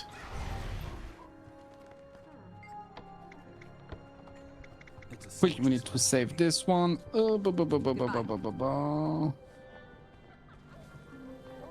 Okay, we can do it. We can at least save this guy. We can probably... Yeah, we probably can't break that break bar. Yes. Yeah, it is spicy. Over half of my characters are Azura, so take a wild guess. Hey, nice. I got a spider shield. Grats, I like you. Also, I'm playing 14 and I'm a Lalafell over there. Everything that is small is my friend. I always love like small races. No. Bad. Shut up. Okay. You're small as well. I'm a big pigeon. I'm very tall for a pigeon. Like the tallest pigeon I know. Oh, this I is was level so 80. happy when they revealed like we would have like Azura in Guild Wars 3 because it's definitely my main. Like my first character was an Azura, my first main was an Azura, my current main is an Azura. I like to be small. I believe in human superiority. I don't know anything else. I'm going to the circus. I'm not. You're not a clown. You are the entire circus. I love that phrase. Hello, Lizzie. Forget your trouble. Skip it? What do you mean skip it? They want to skip it? Life is sweet. They are that weak? Every day is a great day here. Head this way to discover the busted flag. Oh. I feel like I'm just doing exploring stuff. Did you I'm know leaving this group. that I'm leaving this group. They cannot hear the whispers. Okay. Skip it. What do you mean skip the boss? Just get good. I don't get how people actually expected playable Char in Guild Wars 3, so me neither. I don't know why. I think it's mostly just all the furries that are very angry about it. Huh? Because they cannot be the big fur daddy. Which I Why don't not? understand because you have the Codens. They will be the big fur daddies. So it's okay. They still have their furry class. Maybe. Now, to be fair, like Chars are very cool. Like jokes aside and furry memes aside, the Chars are just very badass and they look very unique as well. Like they are like some sort of, I don't know, they just feel very unique and very cool. But yeah, they don't make any sense in Guild Wars 3. To explain the context, Ben, because I'm sorry, like, sometimes I respond to lore stuff. No, I'm listening. I'm learning. So the Chars, historically speaking, they were very, very not friend with anyone, really, and everyone, especially humans. There were a lot of wars between the Chars and the humans, like Ascalon, for example, was originally the Char homeland. Humans came here, said, it's gonna be our place now. So we kicked them out. They had to go live in the north, and at some point they came back. They completely destroyed Ascalon. That's at the beginning of Guild Wars 1, by the way. Okay. So they are in Guild Wars 1. They are basically hostile NPCs when you see them by default, and they don't even speak. They don't even have like text or voice lines. They are just like beasts you find and fight in the wild. So very different from Guild Wars 2. And even before that, like centuries ago, something like, how much time was it ago? I think like 500 years ago, something like that. The realm of Or, so like the huge continent of Or, where you have the city of the gods and stuff, like it's the birthplace of humanity, got attacked by the Chars. It was a little bit after Ascalon, so they were very angry about it. And there you go. So they attacked over there, and because they were about to win and actually fuck up Ord completely, a guy named Vizier Kilbron used like a very weird scroll, like a magical scroll, and he casted like a huge ass spell to destroy the army of the Chars. So, but oops, it actually destroyed the whole country at the same time. So the whole country of Or was sunk on the ocean because of that. That's why Or was underwater for like centuries. And here in Guild Wars 2, it's back because turns out there was like an ancient dragon sleeping on the island, like as you do, the Earth. And yeah, so when he woke up, he actually raised the country back above sea level. So that's why it's like a huge pile of ruins with like zombies everywhere now if you go there. But yeah, it was like a human city and it was destroyed, and it was kind of because of the Chars. So there it is. So people love Chars because they are very important in the lore. Like they are involved in many very cool things, and they are just badass, you know. They're just very badass and dangerous and stuff. So they are angry that we cannot play them in Guild Wars 3. The thing is, Guild Wars 3 is taking place in Or 1,000 years ago. So it makes no sense to be a Char in Or. 1,000 years ago. Like at that time, Charles were very much like super hostile. Like maybe there is like kind of a stretch that you could do. Like there is a band of Chars in Guild Wars 2 called the Olmecans. They basically left their homeland and the Farar, which is like the, you know, the political thing for the Chars. So they are very brutal. Some Chars said fuck it. They went full south and they went to live on an island and became druids. As you do. And maybe, yeah, so maybe, and it was some time ago, so maybe there was another group of Chars who did the same, who said like, you know what, fuck it, and they went to Or, and they went to see the humans and said, yeah, okay, it's just a few of us, we chill, we don't like the other Chars anyway, we just want to be friends, and I don't know, maybe there was a way we're cool, unlike those other Chars. But it would kind of be like, you know, it would be a retcon. I think. It's really a shame. Benji, are you cheating on 14? Yeah. I am right now. 14. Thanks to Nocco here.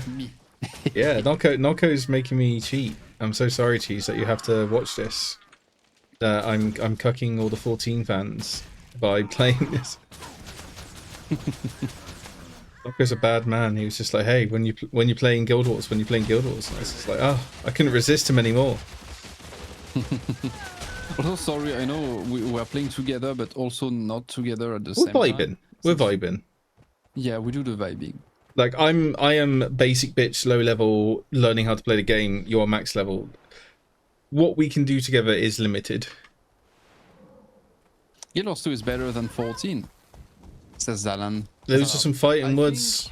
Depends on who you ask. Like, it's tricky because I think in many ways yes, in many other ways no. It's kind of a thing where I think 14 is the better game in certain areas.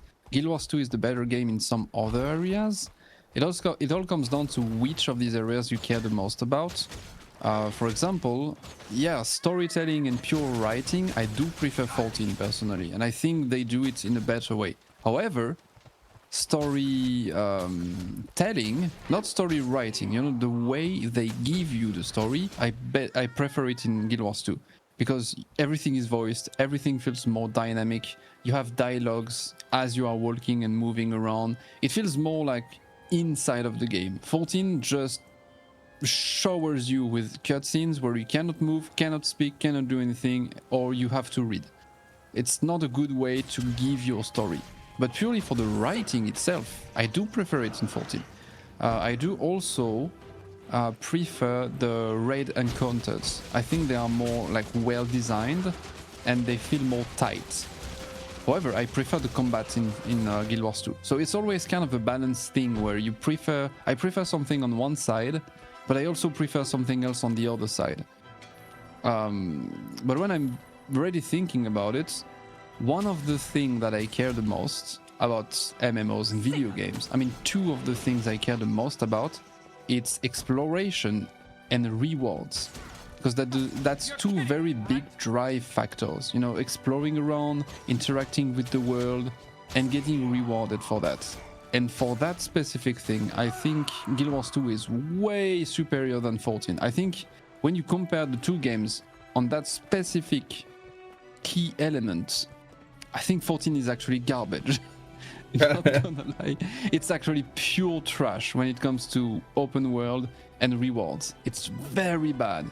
Guild Wars 2 is amazing with this.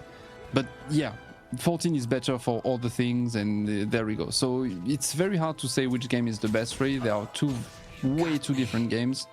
But if you love to explore, if you love to do shit in the open world, you know, like do events, fight bosses, explore, like climb mountains and discover like weird things in like hidden caves, and just if you are an explorer and you want to fight for good rewards, I don't know, crafting legendaries, getting some fun little things on the side, little gizmos, some toys. I'm in a random cave right now.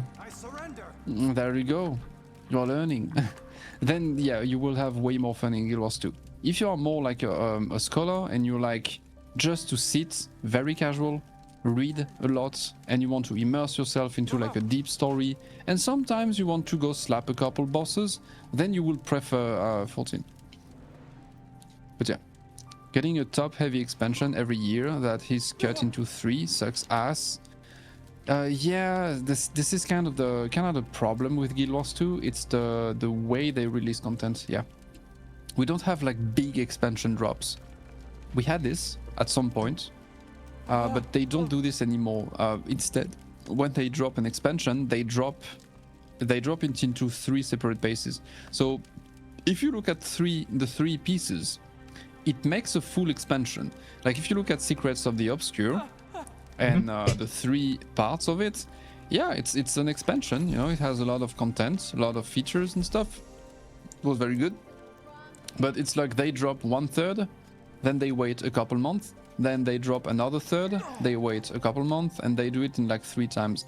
So if you are like a gremlin, which you are and which I am and which everyone in the chat is, I'm pretty sure, it's the content drops, you destroy it in a couple days, and then you're like, oh, I want more, and then you're just waiting for a couple months to get more. But at least yeah, sorry to jump in. How do I do mechanic skill using profession mechanic skill? Profession mechanics. Yes. For you, it's gonna be controlling your pet, probably targeting with your pet, stuff like that. Press F2. Yeah, press F2. Oh, there you go. I've teleported.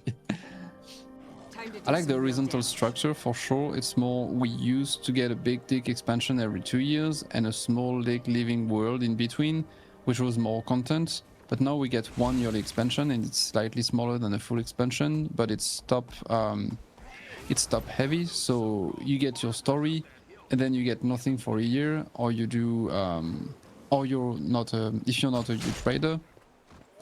Yeah, I mean, that's true. That's true. We have a bit less content per year if you do a good ratio in Guild Wars 2. However, the cool thing, and I think this is like very important to keep into account, in Guild Wars 2 the whole game is relevant. So it's not like in 14 where when a new expansion drops, the previous one basically becomes obsolete in a way. Like if you go now, right now, in Sharlayan in 14, yeah, it is dead. Right? It's sad. There's no fucking body. It's fucking dead. Nobody goes there. If you go in the open world maps from Endwalker, same, it's fucking dead. There is no one. Maybe the only people you will find are people that are currently doing their MSQ, right? Like me. But you don't find, yeah, but you don't find any endgame player that has done the story that is still grinding these maps. Maybe like for what? Hunt trains. That's it. That's the only case I see people doing the open world. That's it. Otherwise, they just don't do it. But in Guild Wars 2, every map is relevant. I mean, maybe not every single map. All right, there are a couple maps, very old maps that are kind of like whatever. Some are better than others. Yeah, exactly. But you have meta trains everywhere. You have scaling. You can get some very rare drops from very much everything. You can get gold from doing anything. So everything is relevant. You have world bosses right now. So people are going in, let's say, like the freaking starting map of the Azura, the Metrica province. In Metrica fucking province, a map level 1 to 15 is relevant because you go there. What do you have? At the top left, you have the Tomanova reactor. You have a world boss here. It spawns every couple hours, and it gives pretty decent rewards. You can get some cool stuff. You can get a precursor. You get like extra chests and things. So it's a good thing to farm, and it's like that for the whole game. So even though we have less content per year, we have more, like currently right now, to do. So we don't really. We are not really forced to be always looking forward to something new, because everything we have is already relevant, if that makes sense. So I don't feel like in this game it is as urgent to wait for an expansion as it is in 14, because in 14 the only content that we have right now is Dawn Trail. Know what I mean? It's like, except if you are leveling alt jobs or like redoing the MSQ for some reason and doing something. You're a sadist. Expansions. If you are a sadist, it's like a masochist. It's like, why would you go there? Like, in what case would you go in Heaven's Ward if you are playing in Dawntrail and you don't need to level up something? Like, there is no. There is okay. You have Chloe, yeah. You have the book from Chloe. Name me something else. There is nothing. So you only have Dawntrail, which is what? A couple maps, maybe 4 or 5 maps, a couple raids, and a couple dungeons. So when you compare the size of Dawntrail to the size of the whole Guild Wars 2 game, we have probably 10 times more content here. So we don't have to wait for something new. We already have a bunch of things to stay, to stay busy and enjoy what we have. So I like to look at Guild Wars 2 this way. It's more like a huge theme park where everything is fun, and sometimes we get a new attraction. But it rotates. Get a new, it rotates. But when we don't get a new attraction, it's fine because all the other ones are already fun. 14 is more like you are in a theme park, but you only have 3 attractions. And at some point, they take them down and put new ones. So when you are bored with these 3 attractions, you also have to stick with them until the next batch of attractions. So it's like, And it's kind of the same in WoW. It's very much the same in WoW, actually. Yeah, once you hit endgame, it's sort of like, meh. It's not inherent to 14. It's kind of like a problem with vertical progression on itself. It's that carrot on the stick. I need to learn how to climb and jump in puzzle. The Living World Season 1 is kinda dead. I give you that. Yeah, it was kinda... But hey, to their credit, they were trying things. So at first when the game launched, if you want to know, they didn't have expansions and stuff planned. That's not how they wanted to do things. Instead, they wanted to have what they call the Living World. So a bunch of mini patches everywhere, constantly, all the year. So it's like, I don't know, one day a map would completely change because it is attacked and something is happening and you have events and stuff. That's a very cool concept. Yeah, it's a super cool concept. But the problem is when you are not there, then after it's done, the content is gone forever. And for a very, very long time, like for years, the Living Story Season 1, so when they were trying to do that sort of thing, you could not play it. It was straight up out of the game. It was gone. So new players, they had no access to that content. The only way they had to stay in touch with the story and the lore was to go talk to an NPC and watch a recap. That's it. So it's super weird. Like you finish the core game and then the story was like, oh, go talk to that NPC over there. You were talking to an NPC, you had like one big cutscene. Like, hey, now you have all these characters and you should care about them. And you're like, but what? It was super, super strange. No, but why? So, yeah, but why? Because they were not here when the patches dropped. But back then, I gotta say, I was playing during Season 1 when it was dropping and stuff. I was active at that time. It was so fucking good, man. Like, it was such a cool concept, but you just had to be there. And for people who were not here, it was just not cool because they would miss out. So it was creating like a huge FOMO, basically. Like the whole game was like a huge FOMO machine. And I think they saw that and were like, nah, that's not a good idea. We're gonna have a bad reputation if we do this. So they backpedaled and they went back to the typical expansion and patches release cycle. I'm kind of a bittersweet about something I had to leave to take my dog out, and I've been growing some fruits and vegetables. I was really proud because I was going watermelons. Watermelons are good. Along with tomatoes. Basically, I'm in the market to hire a sharpshooter because the rabbits around my house have crossed the line and my watermelons... Oh, shit. Oh. Uh-oh. Population need. Yeah, rabbits can be very destructive. Like wild rabbits, if you are growing vegetables and stuff, they will come in and they will fuck everything up. They're like, oh, thanks for the free food. Rabbit stew? Hell yeah. Just grab a couple ones and make a stew. Also, developing entire expansion only to fully delete them a year later is just not a smart way to spend money. Destiny 2. Yeah. Right. Yeah. What do you mean? What happened? No one. Destiny what? Oh, that's so fucking sad, man. Like Destiny 2 was such a good game, and they just fucked everything. They just gave up. They were just like, hey, let's just give up. Yeah, that's pretty weird. I'm a big fan of Peter Rabbit, but I'm also a bigger fan of foreign and exotic foods. Not what I mean by that is I never ate a rabbit before, and Peter Rabbit look a bit yummy right now. Rabbit it's pretty good actually. It's not bad. It's very good. A rabbit stew is actually super nice. Yeah, you can get a nice fillet off of rabbit as well. It's good meat. It's definitely good meat. It's lean, very very clean meat. Rabbit is delicious. It is. Pigeon's not bad. You actually eat them with like a bunch of vegetable. You make a stew and stuff. Lots of sauce. The good sauce. The good nibbles. But yeah, you are very much putting your foot into a wild world right now. A huge world. A swamp. Am I able to do that? Fun. Can I do the swamp boss? Or do you have to be a certain level?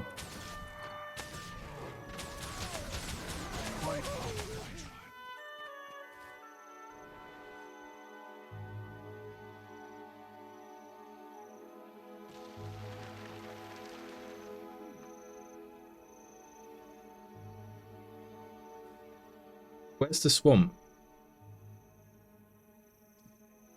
Okay, I'm back. Sorry, my internet was gone for like a couple of seconds. I was yapping and I just realized, wait, it's oddly silent everywhere. Yapping away, and he's like, "Wait a minute." I was yapping in the void. Time to do some real damage. Black area southeast. Oh, okay. So if I just go. Oh, wait, if you are interested in a big boss battle, a world boss spawns in the swamp in 2 minutes. So yeah, go there. I'm going. Just go there. Listen to Gratz. Go there. You have the Shadow Behemoth, the black area southeast. Yeah, over there. Like you have a swamp, bottom right of the map. Yeah. Just go there and wait for a little bit. You're gonna see a huge world boss. Oh wait. Am I going to the right place? The world boss. It is. Yeah, it is a. Yeah. He spawns in right now. It Vent is nearby. right now. Go back to the underworld?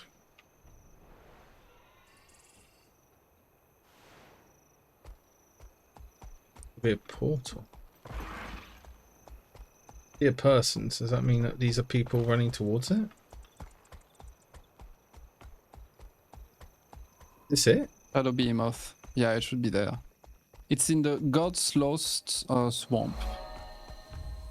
But you won't miss it. If it's there, you will see it. It's enormous. It's like a huge ass boss that takes like the whole swamp, basically.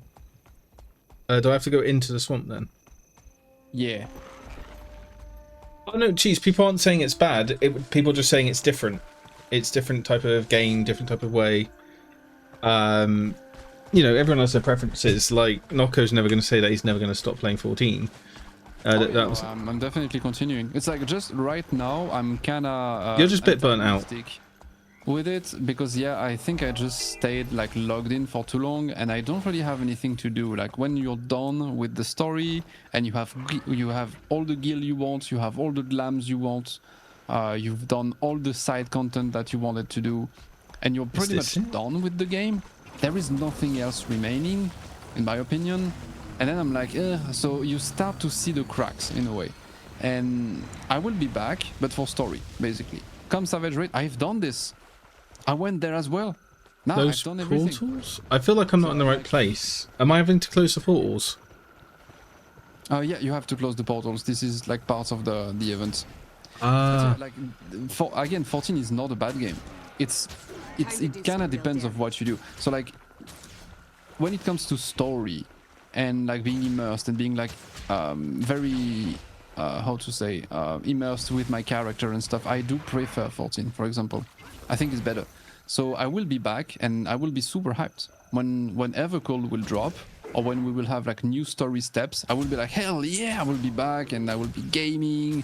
I will be like ultra pumped on my Lalafell and stuff.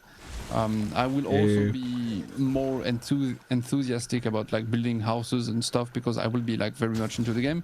But when it comes to your daily thing, you know, the daily doing little things here and there, like just mechanically speaking, you have more to do in Guild Wars 2. Rat is... It's just how it is. Portals are here. The rat is coming to guide you. Oh, Hey, there's a hey. rat. Wait, I'm coming real quick so I can see you as well. I want to see your rat grats. Your rat grats. I'm helping. I would have expected there to be boss music or something going on.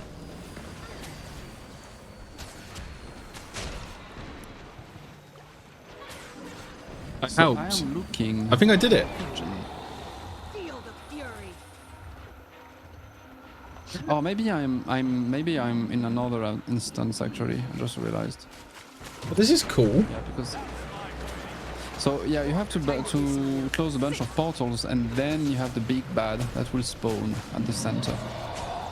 But I don't see you. I'm at the back, being an archer boy.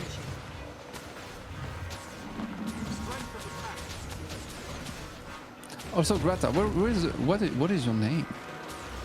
What is your name? Where is your rat? Because I don't see you here, so I think I'll have to look out for your name instead.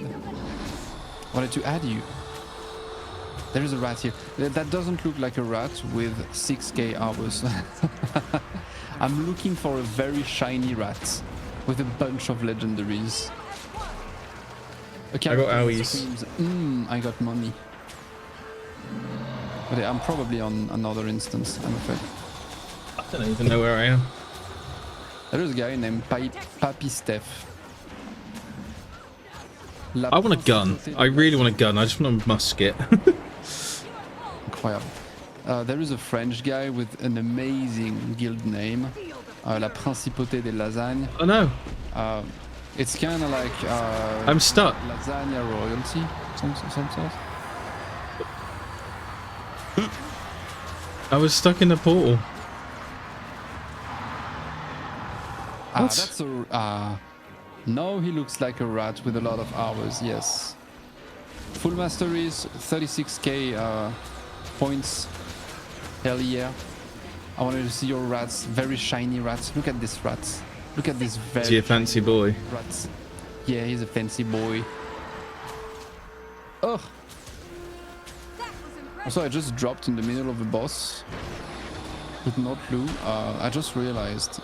Shit. Okay, let me check something. Oof. You I alright? have some bad news, Ben. What's up? I might need to go. That's fine. I wasn't going to stay on massively longer. So I need to I go. just realized it's nearly like 10 p.m. and I need to go make some food and watch a movie with Madame. I also need food and Madame. So if I push too far, she's gonna get dangerous. You know how it is. You're going to get in trouble. You know the Madames. So I think I'm just gonna end it here. So Okay. fellow gamers, I'm gonna send you to somewhere. Where can I raid actually? Where do you want to raid? Up to you. We can raid Universe Falls. Or who do we have on Guild Wars 2 mayhaps? I don't know anyone streaming Guild Wars 2, that's the problem. I don't have anyone to raid on this game. No. I mean, the way he is playing, but he's not on Guild Wars 2 today, unfortunately. I got a couple people I know who are on different games, just not Guild Wars. Mm-hmm. Oh. I'm being attacked. Yeah, unfortunately. I think my cat's died. I've died.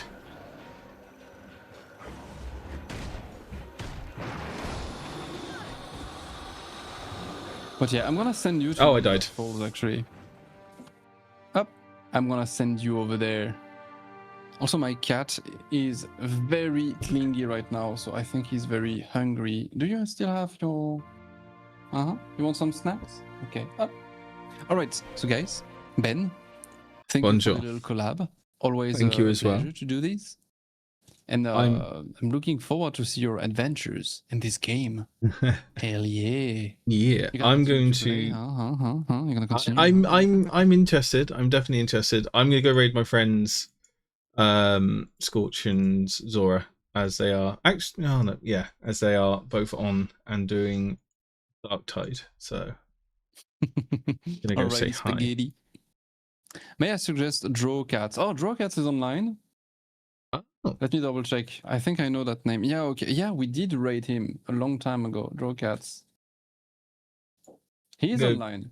If they are a friend of yours, we can go there. I don't know what they do. Yeah, okay. We're gonna do this actually. I did raid him like a long time ago, but I kind of forgot. Dun, dun, dun. But he's pretty chill, yeah. It's pretty nice over there. So yeah, I'm gonna send you over here, and Ben.